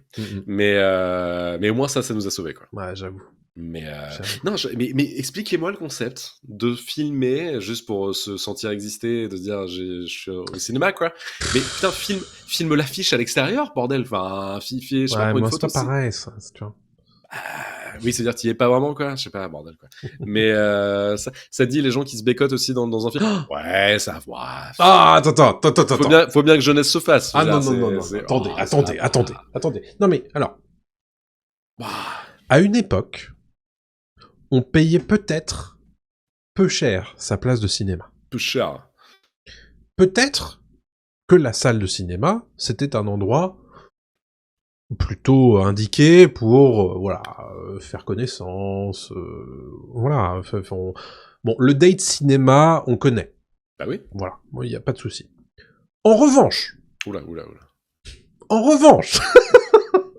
Oh le vieux. Quand vous avez quelqu'un à côté de vous, par pitié. Ah oui, non, tu t'éloignes, tu fais pas ça. Quand vous avez quelqu'un à côté de vous, par pitié, éloignez-vous. Parce qu'il y a rien de pire, parce que moi je l'ai vécu. Hein. Il y a rien de pire quand t'es en train de regarder la route, par exemple, et que à 2 sièges de toi, il y a des gens qui sont en train de se rouler les méga galoches de l'espace qui ne regardent pas le film, bien entendu. T'as autre chose à T'as pas faire, envie, tu vois. t'as pas envie. Mais que toi, t'es en train de regarder des histoires de cannibales dans un univers post-apocalyptique, Ouais. autant te dire que t'es pas dans le mood, quoi. Tu vois. Comment tu peux trouver des pelles devant la route, quoi? Mais voilà. Ah, c'est chaud. Voilà. Ou alors t'es très amoureux. Oui, non, mais soit. Putain, Soit. c'est... Mais Oui, voilà, oui. ça, bon, un peu de respect pour les gens, quoi. Anthony qui dit, mais moi, vous allez au zoo, en fait. Non, c'est pas ça, mais c'est quand il y a pas tout, évidemment pas tout le temps, quoi. Mais ces derniers temps, un peu moins qu'avant, je trouve, moi. Mais c'est vrai qu'à une époque, je trouve qu'il y avait beaucoup de gens relous. Le truc principal, c'était est-ce que ça chante. Moi, j'en ai jamais eu des gens qui chantent, parce que bon, je veux pas voir de comédie musicale non plus. Mais c'est un truc, regarde, tu prends le théâtre. Oui. T'irais pas sortir les répliques de l'acteur avant qu'il le sorte, tu vois, ou de l'actrice, tu vois, être, ne pas être, et tu vois, bah non, quoi, tu vois, c'est pareil. Il y a un truc de respect, mais je pense que c'est très français aussi de faire attention. Et le théâtre n'est pas le cinéma non plus. C'est vrai que le cinéma, c'est beaucoup plus populaire, entre guillemets, donc en fait, le théâtre, t'y vas moins comme ça. Enfin, il y a un truc au théâtre où il y a plus de respect, je pense. Mais le théâtre, le cinéma, c'est tellement cher aujourd'hui que ça me fait chier de perdre. Thomas, elle a fait des gros yeux, je ne sais pas ce qu'il a vu. Je suis en train de lire une anecdote de Franck qui me... Vas-y, lis-la. Alors, termine ta phrase, je la lirai. Je sais plus ce que je disais, donc en gros, oui, c'est tellement cher aujourd'hui que ça m'emmerde de manger des gens qui filment. Ou, pareil, quoi, t'as des yeux qui s'énervent quand ils mettent leur sonnerie ou je sais pas quoi. Parce que ça arrive, les sonneries quand même, quoi. Et il faut, oh, ça va. Et tu fais, bah non, ça va pas, en fait. Genre, non, ça, t'as genre toute ta vie pour le faire, là, ou non, arrête, quoi. Le pire, vraiment, c'est le culot des gens qui répondent aux gens qui leur disent. Oh là là. C'est vraiment le pire truc, quoi. Ouais. C'est genre, c'est moi la victime, c'est ma sonnerie qui a sonné. Ouais. Oui, en fait, non, c'est pas bref. Alors quelle est cette anecdote? Franck qui me parlait justement qui rebondissait sur mon anecdote de gens qui se bécotaient. Il me dit, alors ça n'a rien à voir avec le cinéma, mais ça m'a buté. Moi, ça m'est arrivé au sauna. En fait, c'était sur réservation. Et du coup, il y a un couple qui a cru qu'il allait avoir le sauna pour lui tout seul, alors que les réservations, c'est pour 5 personnes. Résultat, on est entré avec un copain. Ils étaient en train de faire crac-crac. Oh la vache. J'adore. Ah, c'est chaud. Ok. Putain. Ah, le malaise. J'adore. Vraiment, c'est magnifique. Ok. Ouais, ça, par contre, en parlant de ça, c'est rigolo. J'ai pas eu de truc où ça va aussi loin au cinéma. Des gens qui, tu vois, je te jure que pendant la séance de la route, il y a eu... Ils étaient en train de ken ? Alors, ils étaient pas en train de ken. Mais bon. Waouh. On était dans des jolis préliminaires. Mais ça, c'est le truc, quand même, le fameux, genre, tu sais, au cinéma, tu vois, ça peut arriver, quoi. Oui, mais à la rigueur, t'es sûr que t'es tout seul dans la salle. Oui, j'ai jamais été témoin de ça, tu vois. Oui, mais tu sais, ça m'est arrivé de faire des séances des fois où t'es trois pélos, tu vois. Bien sûr. Ça aurait pu arriver, quoi. Mais c'est vrai que non, je sais pas le souvenir. Ou alors ils étaient très discrets. Mais c'est vrai que ça c'est. Mais tu vois, pour le coup, c'est pour ça que j'adorais aller au cinéma en sachant qu'il y aurait personne dans la salle, tu vois. Parce que là, pour faire l'amour. Non, mais il y a son père pour venir t'emmerder, tu vois. Ouais, je suis passé récemment, avant j'habitais à Rennes, il y a très longtemps, et j'allais au CGR de Rennes, et le truc qui était très bien au CGR, c'est que c'était excentré, c'était vraiment en dehors de la ville. Et donc, quand j'allais aux séances de 22h, il y avait personne, quoi. Et qu'est-ce que c'était bien. Ouais, mais je suis trop flippé, moi, pour faire ça. Oh, pourquoi? Oui, non, mais tu prenais... Enfin, je sais pas, non? Non, mais je sais pas, un cinéma seul à 22h, oui, non, mais je dis seul, j'y allais en couple à l'époque, tu vois, ou avec un pote, ou truc comme ça, mais je veux dire, seul vraiment en mode, il y a personne dans la salle à part de pélos, tu vois. Et c'est trop cool parce que t'avais les dernières sorties et c'était super, quoi. Ouais. Mais tu crois qu'il va t'arriver quoi dans une salle de cinéma? Non, je sais pas, tu sais, moi je me fais des films. Tu te fais des films devant le film ou quoi? Je pense que la vie est une pièce de théâtre. Non, mais en tout cas, voilà. Et ça, c'est vrai que t'as raison, je suis entièrement d'accord avec toi, c'est une expérience qui est cool, que j'ai moi retrouvé après parce que j'ai habité dans des villes plus grandes et c'est vrai que c'est plus compliqué, je trouve, d'avoir des... Il y a un truc, d'ailleurs, en parlant de ça, séances, villes plus grandes, etc., ça me fait penser aux salles de cinéma où les places sont numérotées. Oui, tout à fait. Attends, je coupe toujours, Franck, oui, c'est le CGR Cap-Malo, évidemment. Voilà, on est là. Mais oui, non mais... Et donc les places numérotées, vas-y, excuse-moi. Par pitié. Votre place est numérotée. Ah bah ça, putain, mais bien sûr. Alors, votre place est numérotée. Mettez-vous à votre place. Bien sûr. Je vous en supplie. Bien sûr. Et ça, c'est valable pas que pour les salles de cinéma. C'est valable aussi pour votre place dans le train. Par pitié. Oh, putain. Juste vraiment. C'est Ouais. genre, si vous Je suis- prenez alors- une place qui est numérotée, à Mhm. la rigueur, mettez-vous là au tout début de la séance. Et Oui, changez de place pour une place qui vous arrange mieux si ces exactement. places-là ne sont pas prises au début de la séance. Mais si c'est... Voilà. Je veux dire, si les places sont numérotées, la plupart du temps, c'est que il y a besoin de les numéroter, il faut placer les gens, etc. Ah, je suis Sinon, entièrement d'accord. de base, c'est que vous avez eu une place qui vous correspondait déjà et que vous êtes bien placé. Mais, si c'est pas le cas, c'est qu'en toute vraisemblance, il y a quelqu'un qui a réservé cette place-là, oui, donc bien sûr. barrez-vous, mettez-vous à votre place, j'en en peux plus, en fait, de ces gens. L'autre fois, je suis allé voir Gladiator 2 avec un pote. On avait des places numérotées au pâté. On s'assoit. On était littéralement juste à côté d'un couple et qui était, on s'en fout, hein, qui a pas fait chier, tu vois. On s'assoit avec eux, mais on voyait que la salle était pleine, était assez vide, tu vois. Ouais. Et on s'est dit, on se décale au début. Mais c'est ça. On se décale de 2-3 sièges. Si quelqu'un vient, on se remet à nos places. Tu Bien vois. sûr. Les gens normaux, tu vois. Personne n'est venu, on est resté un Voilà. petit peu décalé, et c'était très bien, tu vois. Mais si quelqu'un était venu, on serait forcément assis. Bien sûr. Ça me casse les bonbons aussi, ça. Les gens qui ne respectent pas ça, ils sont en mode ah, mais je sais pas. Putain, t'as un ticket, bordel.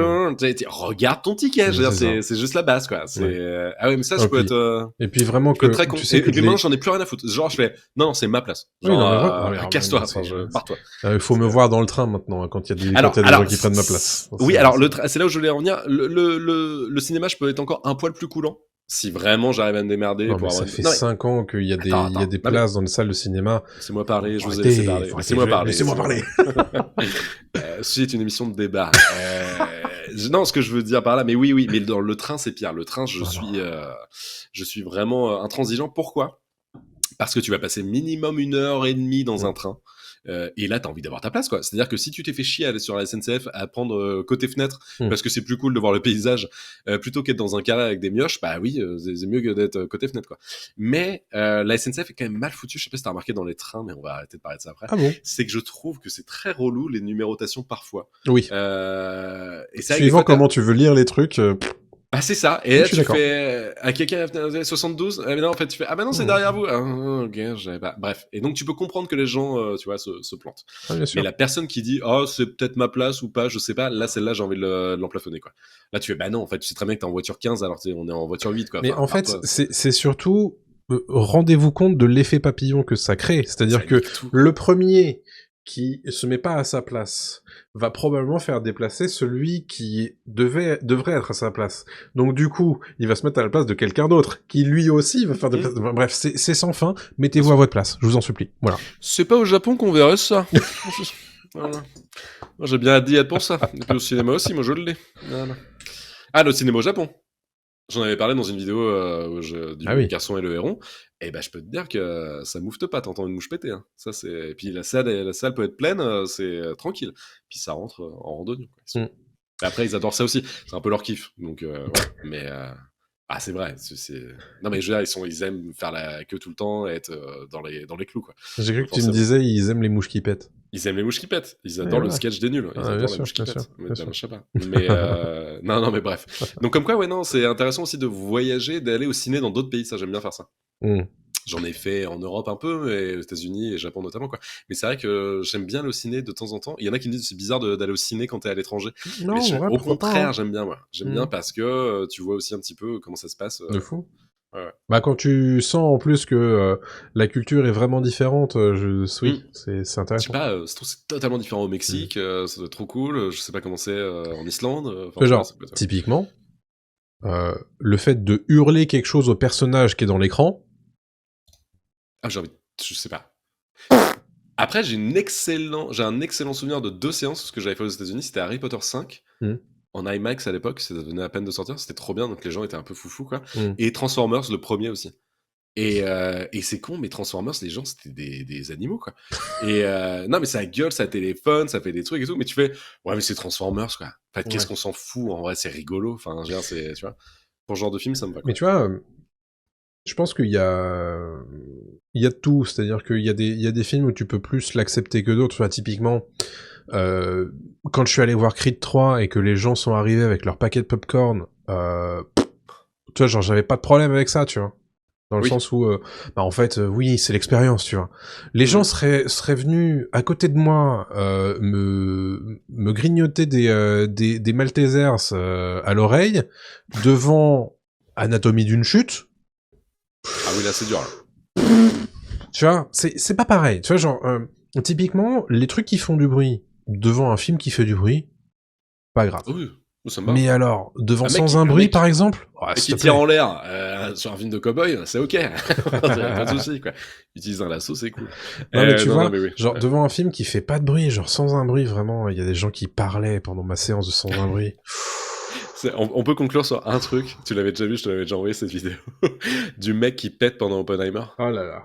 Qui est incroyable. Et ça, par contre, moi, j'aurais aimé être à cette séance, quoi. Alors, c'est très pipi caca, mais je m'en fous, j'assume, c'est mon humour. C'est une vidéo incroyable à l'époque d'Oppenheimer où un type, alors, c'est pas bien ce qu'il fait, évidemment, il filme au cinéma, mais c'est la scène où la bombe va exploser. Et dans le film de Christopher Nolan, il y a un silence total au moment où la bombe explose et à l'écran, on voit l'explosion. Et le mec filme la salle de cinéma, et là, on entend un énorme paix qui sort. Et 2 secondes après, la salle est hilar. Genre, tout le monde est plié. Et je trouve ça génial. Et là, c'est peut-être le seul moment où j'autorise, tu vois. Oui, mais tu vois, le problème, parce que c'est c'est dans le contexte. Parce que c'est parfait. En acceptant tu vois, une exception. C'est un move de génie, ça. Oui, mais... T'aurais pas ri? Arrête, Monsieur Adrien. T'aurais été mort de rire ou pas? Monsieur Adrien. Si vous acceptez une exception, J'accepte tout. vous acceptez toutes les exceptions. Ouais, j'accepte tout. Bon, tout ça pour dire qu'évidemment, on est très curieux d'avoir vos commentaires à vous pour nous dire quels sont ces comportements que vous détestez, qui vous hérissent le poil dans une salle de cinéma. On veut évidemment avoir tout ça dans les commentaires. On est très curieux. Oh, Franck qui nous dit les gens qui applaudissent à la fin. Bah à la rigueur, tu vois, c'est bon. Pourquoi c'est pas un truc énorme. Ouais, le film est fini. Ça m'énerve pas. Alors bah, il y a un côté cringe, il y a un côté malaise. Moi, ça me cringe, mais ça m'énerve pas, vraiment. Ça m'énerve pas, non, ça m'énerve pas, mais ça me cringe quand même, hein, ça me tend un peu là, je suis en mode, le réalisateur n'est pas là, les acteurs ne sont pas là. Le projectionniste non plus. Ils s'en bat les couilles, en fait. Il est minuit, il faut sortir du cinéma, là, en fait. Non, mais à la rigueur, c'est une avant-première. En présence de l'équipe. Évidemment. Bien sûr. C'est normal. C'est comme du théâtre. Voilà. En fait, c'est bravo, vous avez fait pour ce que vous avez fait. C'est super. Voilà, la représentation est cool. Là, t'es dans un cinéma de banlieue à je sais pas quelle heure, il y a 4 pélos. Non, plus en général quand ça applaudit. Tu fais, ah non, on s'en fout, en fait. N'applaudissez pas, quoi. Ouais. N'applaudissez pas, quoi. Mais ça me tend, ouais. Ça me tend un peu, ça. Moi aussi. Je comprends pas pourquoi les gens font ça. Bref, qu'est-ce qui vous tend dans les comportements des gens dans une salle de cinéma? On attend évidemment vos commentaires avec grande impatience, on les lira tous.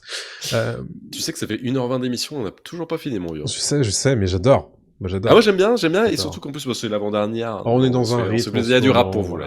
On est dans un rythme, je te le dis. Et tu l'avais pas dit, j'ai rajouté des choses au conducteur, sans le faire exprès, sur la fin. Bah, j'ai rajouté des choses pour la fin, ouais. Il fallait que je dise.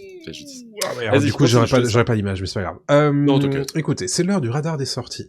Radar des sorties en salle dans les 2 prochaines semaines. Vous avez Wicked, dont on a parlé du coup dans le point box-office et dans le grand sujet. Elphaba, une jeune femme incomprise à cause de sa couleur de peau verte, et Glinda, une jeune femme populaire, deviennent amies à l'université de Shees au pays d'Oz. Lors de leur rencontre avec le magicien d'Oz, leur amitié arrive à la croisée des chemins. C'est évidemment l'adaptation de la pièce de Broadway dans l'univers du magicien d'Oz, et il paraît que c'est très très bien. Apparemment c'est très très bien, et précisons que c'est une partie 1. C'est une partie 1, effectivement. Pas du tout une partie 2 dit dans le marketing. Ouais, c'est tout à fait. D'ailleurs, en France, ça n'existe pas.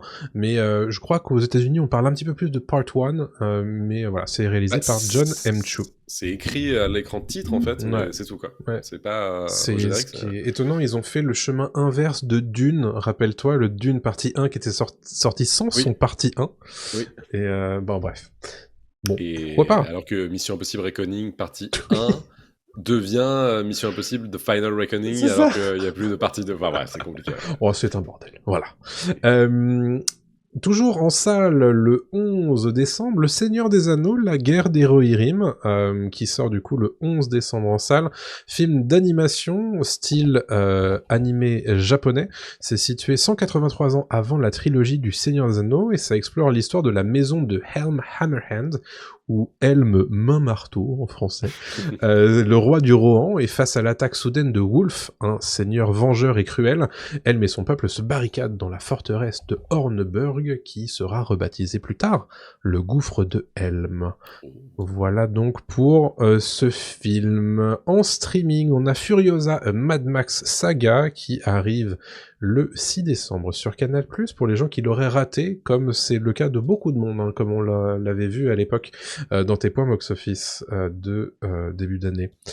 Secret Level, qui arrive sur Prime le 10 décembre, c'est une série d'animation d'anthologie par Blur Studio, le studio derrière Love, Death and Robots, et plein de cinématiques dans l'univers du jeu vidéo. Chaque épisode égale une histoire située dans un univers d'un jeu vidéo différent à chaque fois.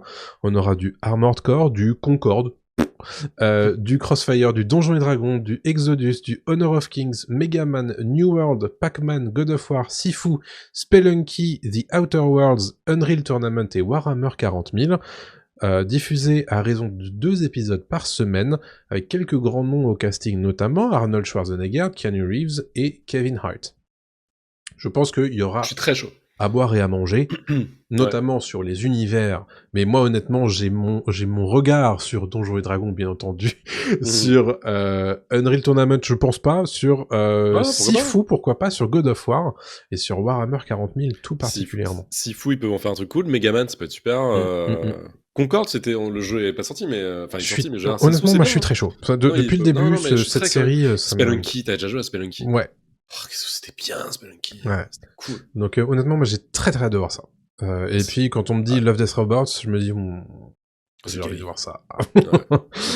Voilà pour les sorties streaming. Les sorties jeux vidéo également pour terminer ce radar des sorties avec Path of Exile 2 qui sort le 6 décembre. C'est un action RPG Diablo-like et c'est un accès anticipé qui commence le 6 décembre pour cette suite de Path of Exile qui avait déjà été très appréciée à l'époque. Marvel Rivals qui sort le 6 décembre. Lui aussi, c'est un jeu de tir joueur contre joueur en free-to-play avec 33 personnages de Marvel au lancement. Et enfin, on l'avait oublié, mais ce jeu vidéo sort le 9 décembre, c'est Indiana Jones et le Cercle Ancien.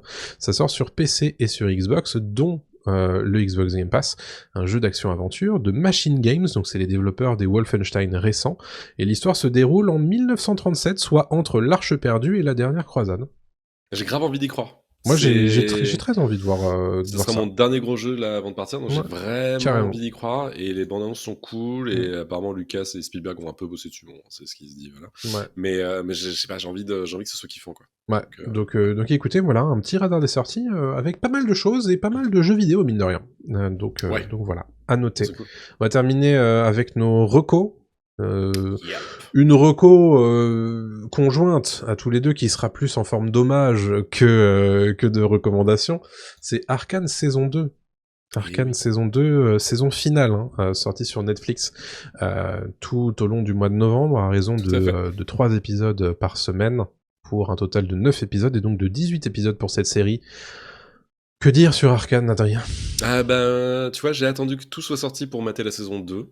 Je pense que j'ai bien fait parce que ça aurait été chiant d'attendre à chaque fois. Oui. Voilà, donc j'étais très content de tout mater d'un coup, pendant 12 jours à peu près. Bon, je sais, évidemment, tout le monde l'a déjà dit, c'est magnifique, voilà. N'en jetez plus, c'est incroyable de mise en scène, de montage, de réalisation. Techniquement, c'est irréprochable et on n'a jamais vu mieux sur une plateforme. Et même au cinéma, à part Spider-Man No Way Home et Into the Spider-Verse, c'est rare d'avoir des trucs aussi beaux que ça, quoi. Donc c'est fou. Matez-le, juste sans aucun souci. Si vous connaissez pas League of Legends, j'ai jamais joué à League of Legends, je connaissais rien du tout de League of Legends. Vous pouvez foncer, c'est génial. Le casting est très bon en VO, ça fonctionne très bien. Je l'ai pas vu en VF, mais apparemment la VF est très bien aussi. Le seul reproche que je ferais en fait à Arcane, c'est que c'est un peu fouillé en saison 2, je trouve, au niveau de l'histoire. Je trouve que ça part un peu partout, même si en fait c'est comme un grand 8 et donc tu te retrouves toujours dans un truc cool, mais on a quand même beaucoup d'histoires différentes qui se retrouvent, du style celle de Vi et de Jinx, qui pour moi est la plus intéressante, vraiment l'histoire des deux sœurs est vraiment très bien écrite. c'est pas du tout manichéen, et c'est ça que j'aime énormément aussi dans Arcane, c'est que c'est très fin au niveau de l'écriture, du scénario. Les dialogues aussi sont vraiment sont vraiment subtils, donc ça c'est cool. Mais d'un côté, t'as aussi du fantastique qui peut être pas mal, justement visuellement c'est très intéressant à voir, mais qui me perd un peu de temps en temps, justement avec tout ce qui est l'arcane, le Hextech, le truc comme ça, la magie, il y a la énormément science. de trucs cosmiques en fait dans la saison 2 et saison 2, ça part un peu loin et je crois j'ai l'impression qu'il faut être un peu connaisseur pour raccrocher les wagons et c'est vrai que ça part peut-être un peu loin et ça peut potentiellement perdre un petit peu. Je comprends tout à fait cette critique et j'avais pas revu la saison 1, donc je me suis dit est-ce que j'ai oublié des trucs, peut-être aussi, hein, évidemment j'avais oublié des choses quand même. Non, je pense que la saison 2 vraiment sur sa fin part un peu loin. Part un peu loin. Elle aurait mérité de se resserrer un tout petit peu plus sur l'intime. C'est ça qui est assez impressionnant avec Arcane, c'est qu'ils arrivent vraiment à choper des moments très intimes et d'un côté d'avoir un truc beaucoup plus macro où c'est la guerre et les gens se tapent dessus, et je trouve ça super. C'est vraiment assez fou la lisibilité déjà de l'image, des visuels. Enfin, c'est monstrueux le taf qu'ils ont abattu, quoi. Ils sont très forts. Et Cocorico, ce français de Studio Fortiche. On me rappelle quand même qu'il bossera, qui bien son nom. Tout à fait, qui continuera à bosser apparemment sur la licence League of Legends, mais avec 3 autres séries dérivées. En tout cas, c'est ce qui est annoncé. Peut-être pas Fortiche tout seul, mais en tout cas, il y aura d'autres suites. Mais en tout cas, pour revenir sur Arcane, je termine de parler et je te laisse la parole juste après. Mais c'est vraiment incroyable de beauté. Ça se conclut, ce qui est cool aussi. Je trouve que c'est très bien de le faire en 2 saisons. Et j'aurais juste aimé vraiment quelque chose d'un peu moins confus. Parce que sur la fin, j'y allais... Il y a certains épisodes, notamment les derniers de la saison 2, où je fais... Oui, tu es un personnage complètement cosmique, comme tu dis, c'est une divinité limite, quoi. Et je comprends pas exactement pourquoi tu l'es et qu'est-ce qui s'est passé. Mais allons-y, quoi. On va suivre, quoi. Mais je comprends ce que tu dis. Arcane, du coup, je me souviens plus si on avait parlé de la saison 1, non, je pense qu'on non, parce qu'à l'époque, on n'avait même pas le podcast. Mais Arcane, c'est vraiment une série qui est très très forte sur plein d'aspects. Tu l'as dit, le visuel évidemment extrêmement travaillé, mais c'est pas juste pour faire de l'esbrouf, tu vois. Ça sert énormément la narration, et j'avais trouvé que la saison 1 était super forte, mais alors la saison 2, elle part dans des trucs, ils se permettent de casser le format, ils se permettent de casser l'ADA, ils se permettent de vraiment, c'est très très impressionnant ce qu'ils arrivent à faire dans la saison 2, et jamais ça me déstabilise en plus. Tu vois, il y a un aspect, tu sais, de créativité et d'envie qu'avait beaucoup, notamment Spider-Man New Generation en français, donc Into the Spider-Verse en anglais, dans ce côté, en fait, comment est-ce qu'on peut bouger un peu le format pour montrer ce qu'on a envie de montrer sur nos personnages. Oui, parce que là aussi, il y a des styles visuels très différents à chaque fois, beaucoup plus dans la saison 2 que dans la saison 1. Ils se permettent de faire des trucs dans la saison 2 qu'ils faisaient pas du tout. Il y a des trucs beaucoup plus 3D, il y a des trucs vraiment très très cool, quoi. Et il y a un truc où ils te prennent pas pour un débile. Ce qui est rare, parce que souvent dans les films d'animation ou même au film en général, t'es pris par la main en disant regardez. Et en fait là, t'as des rappels à des choses, tu fais ah mais attends, ok merci, pas besoin de me le redire, mais j'avais compris que en fait voilà. Donc mais visuellement aussi des fois il y a des choses qui ressortent comme ça. Quoi. Genre il y a sans spoiler, mais il y a un truc de voyage dans le temps, enfin plus ou moins quoi, de retour dans le temps. Et mais il te le dit pas tout de suite quoi, et tu fais mais j'ai compris. Visuellement, j'ai compris ce qui se passait, tu vois, j'ai pas besoin qu'on me le dise tout de suite, quoi. Alors que dans n'importe quel autre truc, ça aurait été, regarde, je remonte le temps grâce à ça, tu vois, et tu fais, non, enfin, voilà. Ouais, et tu vois, genre, donc ça, côté visuel, c'est d'une maîtrise absolue, qu'on a rarement vu, très franchement. Je cherchais des défauts. Hein. Dans ce médium-là, très franchement, sur la série d'animation, je crois qu'on n'a jamais vu ça. Non, mais c'est sûr, très franchement. Mais même au cinéma, enfin, bon, honnêtement, quand on parle des 250 millions de dollars et qu'on les compare aux milliards qu'il faut pour faire un film Pixar, tu vois, je pense que ils ont pas spécialement à rougir là-dessus. Non, ils ont pas à rougir. C'est vrai que Pixar va très très loin aussi dans le photoréalisme. Bien sûr. Eux, c'est pas du photoréalisme. Mais moi, ce que j'adore en fait, si tu veux, c'est que bon. Tu parlais de l'écriture un petit peu tout à l'heure, le côté que c'est un petit peu confus, notamment sur un personnage particulier de la saison 2. Lequel, Victor, non ? Tu parles de Victor, je pense. Moi, je trouve Victor et Jace, en fait, j'ai un peu de mal. Je trouve que malgré ça, les autres arcs Ils arrivent à conclure tout ça d'une façon très satisfaisante sur la fin de saison 2. Ouais. Et c'est pas donné, parce que honnêtement, faire un truc qui tient que en 9 épisodes, enfin 18 épisodes au total, où l'air de rien il se passe énormément de choses, et de faire une conclusion qui est satisfaisante, Ouais, chapeau chapeau. quoi. Non, chapeau. Ça, bon, tu rajoutes à ça évidemment enfin chaque saison c'est une mixtape en fait de musique faite BO, exprès ouais. pour la série. C'est bon, à chaque fois c'est des bronzés quoi. C'est des branchés. Donc non vraiment c'est Notamment une qui cartonne, là, celle de Stromae et de ouais Pomme, ouais que je trouve ok, mais que ouais, c'est pas pas ma incroyable. préférée de la Pas saison non pour plus, être je comprends pas pourquoi c'est un énorme carton. mais malgré tout, écoute, Mais voilà, ouais. moi là je pense que c'est la scène à laquelle Oui, ça aide le c'est lié personnage, qu'il les y a deux persos, d'énormément. bien sûr. Oui, c'est touchant, mais Mais tu même vois. si je trouve que la BO de la une est mieux que la 2, mais Peut-être qu'il y a le bonus de la nouveauté qui me fait dire que je suis pas d'accord, mais je verrai avec le temps. Mais et par tout contre, ça j'ai pour dire rematé le que premier ouais, juste après avoir maté ouais. la 2, et le gap Ah non mais technique, il est ouf, quoi. c'est Déjà, incroyable. c'était beau de ouf, hein, quand même, à Ouais, l'époque, hein.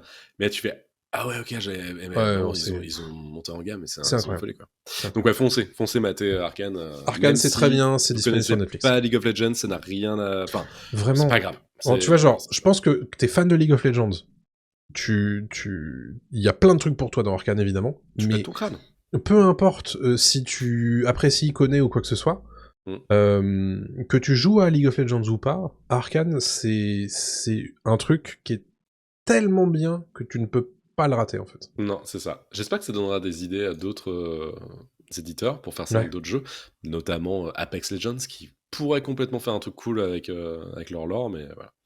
Who Bref. knows? Who knows? Mais tout ça pour dire qu'il faut donner aussi aux artistes le moyen de s'exprimer, quoi. Tout à fait. Voilà. Tout à fait, tout à fait. Tu veux nous parler de Gladiator 2 en parlant d'artistes et de Oui. pouvoir de s'exprimer? Alors, exprimons-nous. Toi, tu l'as pas vu, hein? Non. Donc, faut pas que je spoil non Bah, en fait, plus. étant donné ce que j'ai vu dans le Discord cette semaine, à son sujet, je me suis dit, oh, Ouais. on va attendre un peu. Ok. Gladiator 2 est une merde. Ouch. J'avais vraiment envie de me barrer au bout d'une heure. Je suis resté, mais vraiment, j'ai pas du tout kiffé. Alors, j'ai peut-être fait le con en regardant Gladiator 1 quelques jours avant d'aller voir Gladiator 2. Donc j'avais pas l'effet de surprise aussi de tiens, ça fait 24 ans que j'ai pas vu un Gladiator, ça peut être sympa. Donc c'est peut-être un défaut aussi. Mais le truc c'est que Gladiator 2 est pas une copie carbone, mais on n'est pas très loin quand même de la copie du premier épisode, en beaucoup moins bien. Évidemment, bah, j'aime beaucoup Paul Mescal, mais Paul Mescal n'est pas du tout Russell Crowe. Paul Mescal est vraiment un peu transparent, je trouve, Hmm. dans Gladiator 2. En tout cas, ce qu'on lui fait faire, c'est un peu spécial. On dirait un énorme neuneu pendant 2 heures de film, 2 heures et demie, je crois même, qui fait ouais, moi j'aime battre et me battre fort. Et tu fais oui, ouais, pas autre chose à montrer, Paul. Donc voilà. L'histoire, elle est vraiment un peu bancale parce qu'en fait, c'est quasiment la quête de Maximus, mais en moins bien, quoi. Enfin, tu t'y attaches pas du tout, en fait, à ce perso. Moi, je me suis pas du tout attaché à l'histoire de... J'ai pas donné son nom à pote de Paul Mescal, quoi. Niveau casting, il y a Pedro Pascal qui sauve un poil le truc, mais je trouve qu'il fait vraiment du Pedro Pascal comme d'hab. En fait, on lui donne pas non plus grand-chose à faire de plus. Mhm. Il y a des incohérences, un peu de scénar, un peu trop bizarre, des changements de ton très brusques. Enfin, ça fonctionne pas trop. Donc là, je m'intéresse vraiment plus au scénar et au casting, et je reviendrai après sur le visuel. Et arrive Denzel Washington. Et Denzel Washington, il y en a qui adorent sa presta. Moi, je la trouve complètement hors de propos, en fait. Il y en a qui disent ah, bah, il joue trop bien et tout. Je fais oui. Alors, déjà, non, enfin, je suis pas d'accord, mais admettons. Mais en fait, pour moi, il ne joue pas dans le même film, en fait. C'est-à-dire qu'en fait, il joue. Il y en a qui font une très belle comparaison en disant c'est Training des deux, en fait, quoi. Clairement, il arrive, il fait yo. Enfin, c'est à la limite, il va sortir des my man et des trucs comme ça, tu vois. Et là, tu fais en pleine romantique, c'est un peu bizarre quand même, non? Enfin, c'est voilà. Et donc, il est complètement en roue libre, Mhm. totale, pour un personnage qui est trop pas très bien écrite, je trouve, quoi, qui fonctionne pas trop bien. Et t'as vraiment pas l'impression qu'il est dans le même film, en fait, quoi. Donc ça fonctionne pas. Connie Nielsen qui a pris un gros coup de pelle dans la gueule, malheureusement, quoi, et qui ne joue pas bien, quoi. Elle joue vraiment pas bien, quoi. C'est tendu. Voilà, donc ça, c'est pour le scénario et les acteurs. Après, la mise en scène, mon Dieu que c'est plat, je trouve, quoi. Mon Dieu que c'est plat. Alors, il y a eu ce petit truc récemment du directeur photo de Ridley Scott qui disait que Ridley Scott était devenu fainéant. Mm. Alors, ça a été débunké, hein, plus ou moins ce truc-là, quoi. Mais quand tu vois Gladiator 2, vraiment, tu te dis que c'est de la fainéantise, quoi, parfois, parce que ça bouge pas des masses. Enfin, tu te dis, c'est pas possible, quoi. Au bout d'un moment, que le 1 soit plus vivant, tu vois, que le 2 après 24 ans et 24 ans d'expérience aussi de Scott en plus, quoi. Donc ça fait un peu chier. Les effets spéciaux sont à la rue. Il y a des singes à un moment, mais c'est dégueulasse. Enfin, t'as l'impression que c'est des singes. Comment un peu. Limite, tu mets des zombies, c'est mieux, quoi. Il y a des requins, c'est pourquoi ils sont là, tu sais pas pourquoi ils sont là. Non, c'est vraiment pas fou la scène du. En fait, j'ai voulu me barrer aussi après la scène du rhinocéros. Tu fais barrons-nous, quoi. Enfin, il n'y a plus rien à sauver dans ce film. Enfin, c'est nul à chier. Il met une caméra embarquée sur le rhinocéros, quoi. Enfin, tu fais. Ah Oh, oui, il fait. Enfin, voilà. bah, bien sûr. Je fais très bien le rhinocéros. Voilà. Et il y a un truc aussi au niveau de scénar où t'y crois pas. Et en fait, c'est vraiment. Maximus, t'y croyais parce que c'était un général des armées Mm. romaines. C'était le mec le plus ouf. Paul Mescal, son personnage, c'est juste un random, clairement, qui devient gladiator. Gladiator. Et les gens le suivent un peu, quoi. Et tu fais. Et non, pourquoi lui plus qu'un autre? Enfin, je veux dire, il est pas si bon que ça, quoi. Donc voilà, la fin, elle est nulle. C'est nul, c'est nul. C'est vraiment n'y allez pas, c'est chiant. C'est chiant. Revoyez le premier. Le Oh, premier, le premier est très bien. Le premier n'est pas non plus. Je trouve que le premier est surcoté. Faut pas déconner. Le Adrien, premier est très très bien, un mais petit point pour ponctuer tout ça. Un point positif à dire sur ce film. oui, alors j'ai acheté les mémoires de Marc Aurèle. Non, mais c'est un point positif, c'est ça.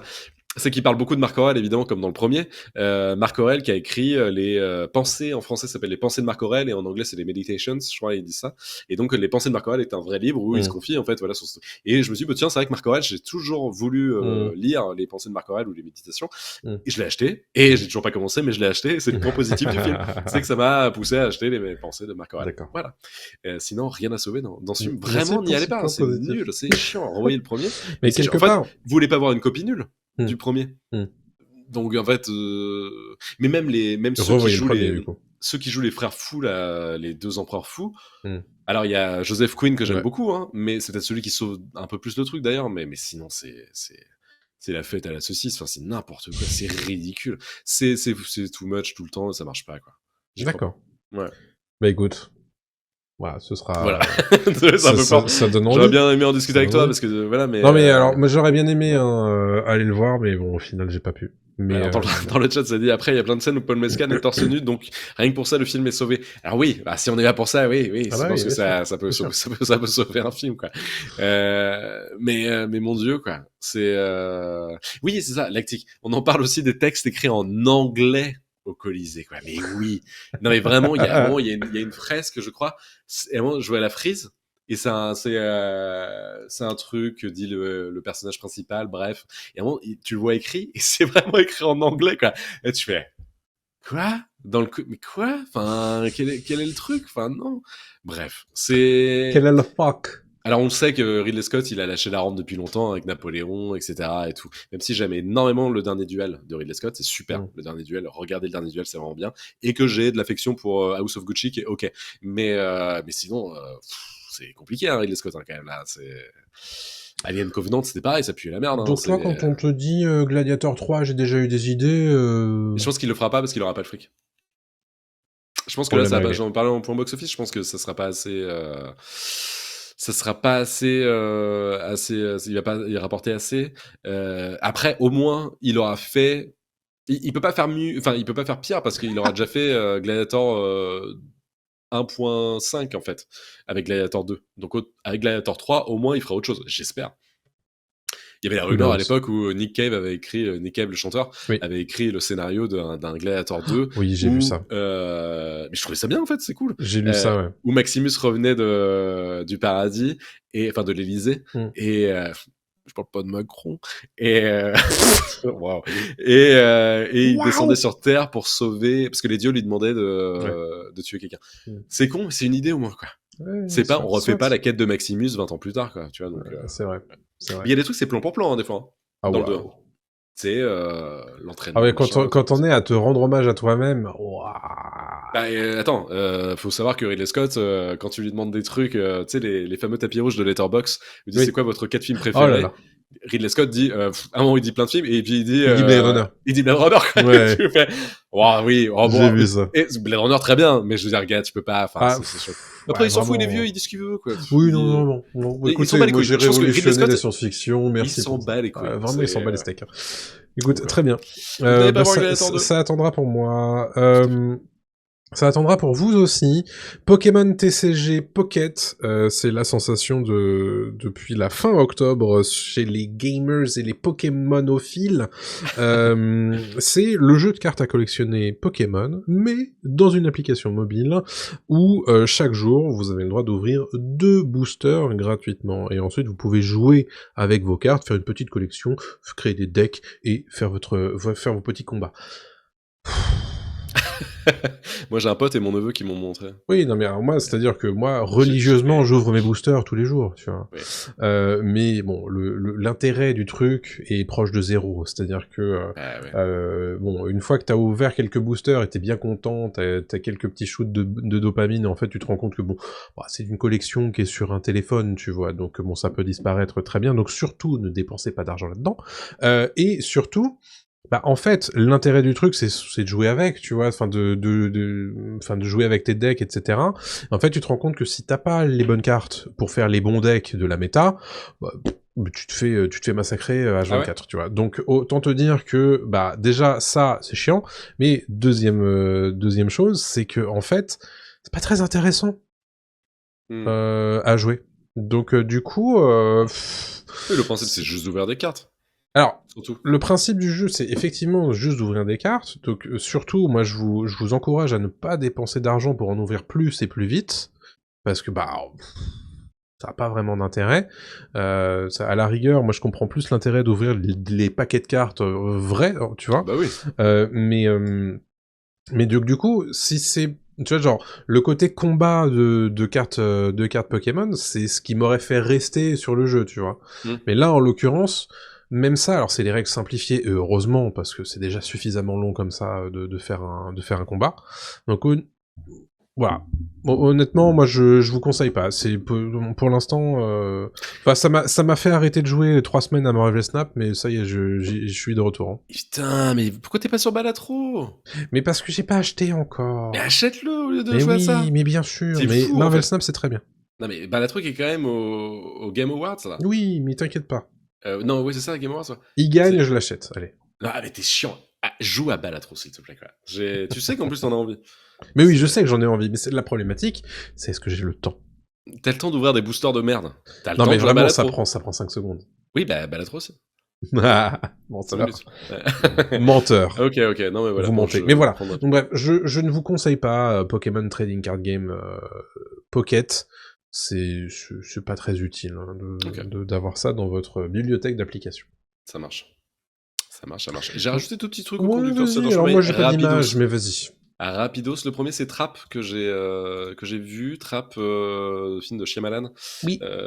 Qui raconte l'histoire d'un serial killer qui va à un concert en gros Taylor Swift en gros, et il se retrouve piégé dans ce concert parce que il se rend compte qu'à l'extérieur les flics ont bouclé la zone et qu'ils sont à la recherche du serial killer. Ils ne savent pas que c'est lui, mais lui va devoir s'échapper. Et donc, alors c'est pas vraiment un spoil puisque tout ça c'est dans la bande-annonce. C'est dans la bande-annonce, hein, vous inquiétez pas. Oui, bah sinon oui, c'est le concept, c'est vraiment le high concept du truc quoi. Moi j'ai passé un bon moment, il y en a qui détestent Trap et je peux comprendre, mais moi j'ai passé un bon moment, c'est un film en 2 parties, la première partie je la trouve vraiment OK, vraiment solide, la deuxième faut accepter. Je l'accepte parce que la première partie est bien, est OK, mais sinon je l'accepterais pas je pense si ça arrivait comme ça, mais voilà, moi ça me fait rire. Ça fait un peu Hitman le film, tu sais Hitman, les derniers Hitman, les jeux Hitman où bah tu sais tu dois trouver une clé à molette pour d'un coup passer je sais pas quoi et puis voilà. Moi, ça me fait un peu marrer parce que le mec, d'un coup, il se dit attends, si je vais au stand de t-shirt, peut-être que là, j'aurai une meilleure visibilité sur les flics ou je sais pas quoi, tu vois. Moi, ça me fait rire. Enfin, je trouve ça un peu ludique, en fait, comme façon de faire. C'est pas très bien filmé, c'est sûr, c'est un peu plat parfois et tout, mais c'est un bon film du dimanche, quoi. Clairement, ça se mate Ok, sans déplaisir, quoi. cool. Et c'est bien mieux que son Knock at the Cabin de Shyamalan, qui était vraiment pas bien, qui était sorti l'année dernière ou il y a 2 ans. Ouch. Voilà, et deuxième reco, qui fait aussi partie des dates de sortie que t'as pas dit, mais en fait ça a été annoncé là, c'est Hayao Miyazaki et Le Héron, qui est un documentaire sur la création du Garçon et le Héron par Hayao Miyazaki et le studio Ghibli. En gros, c'est 10 ans où Hayao Miyazaki a été filmé, donc de 2013 à 2023 jusqu'à la sortie du film, où on voit tout le processus de création d'Hayao Miyazaki. C'est passionnant, c'est un montage très brut, c'est vraiment très beau de décoffrage. Vraiment, il y a des cuts assez rapides, assez bizarres, Ok. et puis il y a un truc très pressurisant où à chaque fois, vraiment pour couper les scènes, c'est souvent moins 3000 jours, tu vois, moins je sais pas combien de jours à tout cas, et tu fais putain, c'est beaucoup là, enfin c'est voilà, bref. 3000 c'est beaucoup. Non. Bref, voilà. Et c'est surtout pour moi, je trouve ce documentaire est super parce que c'est vraiment aussi sur un créateur et un artiste avant d'être sur Miyazaki.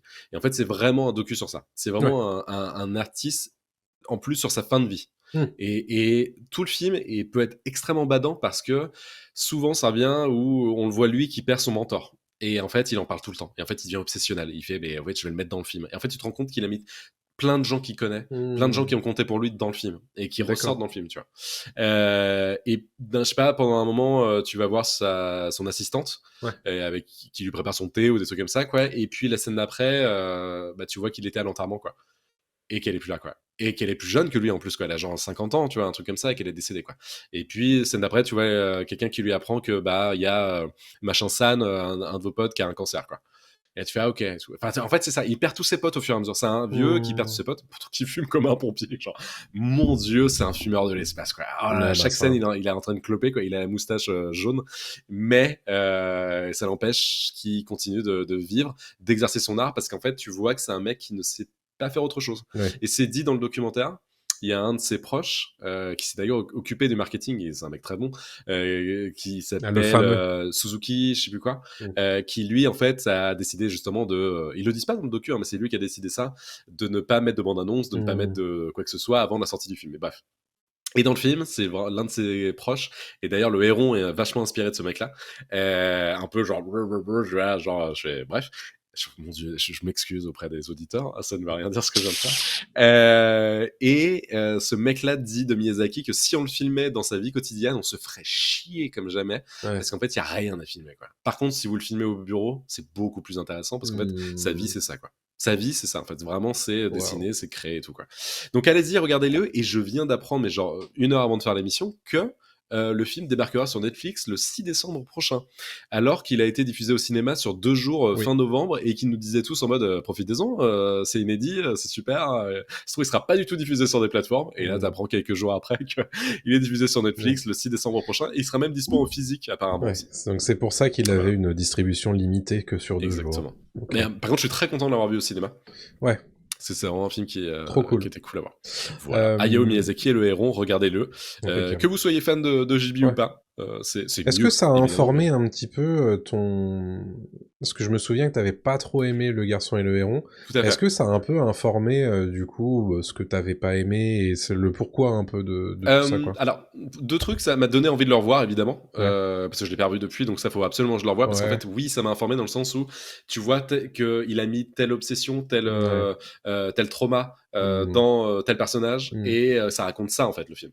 Mhm. C'est vraiment extrêmement, on le savait, hein, que c'était extrêmement intime et extrêmement personnel Ouais. comme film pour lui, mais là, je l'ai compris, et j'ai compris D'accord. à quel point ça l'était.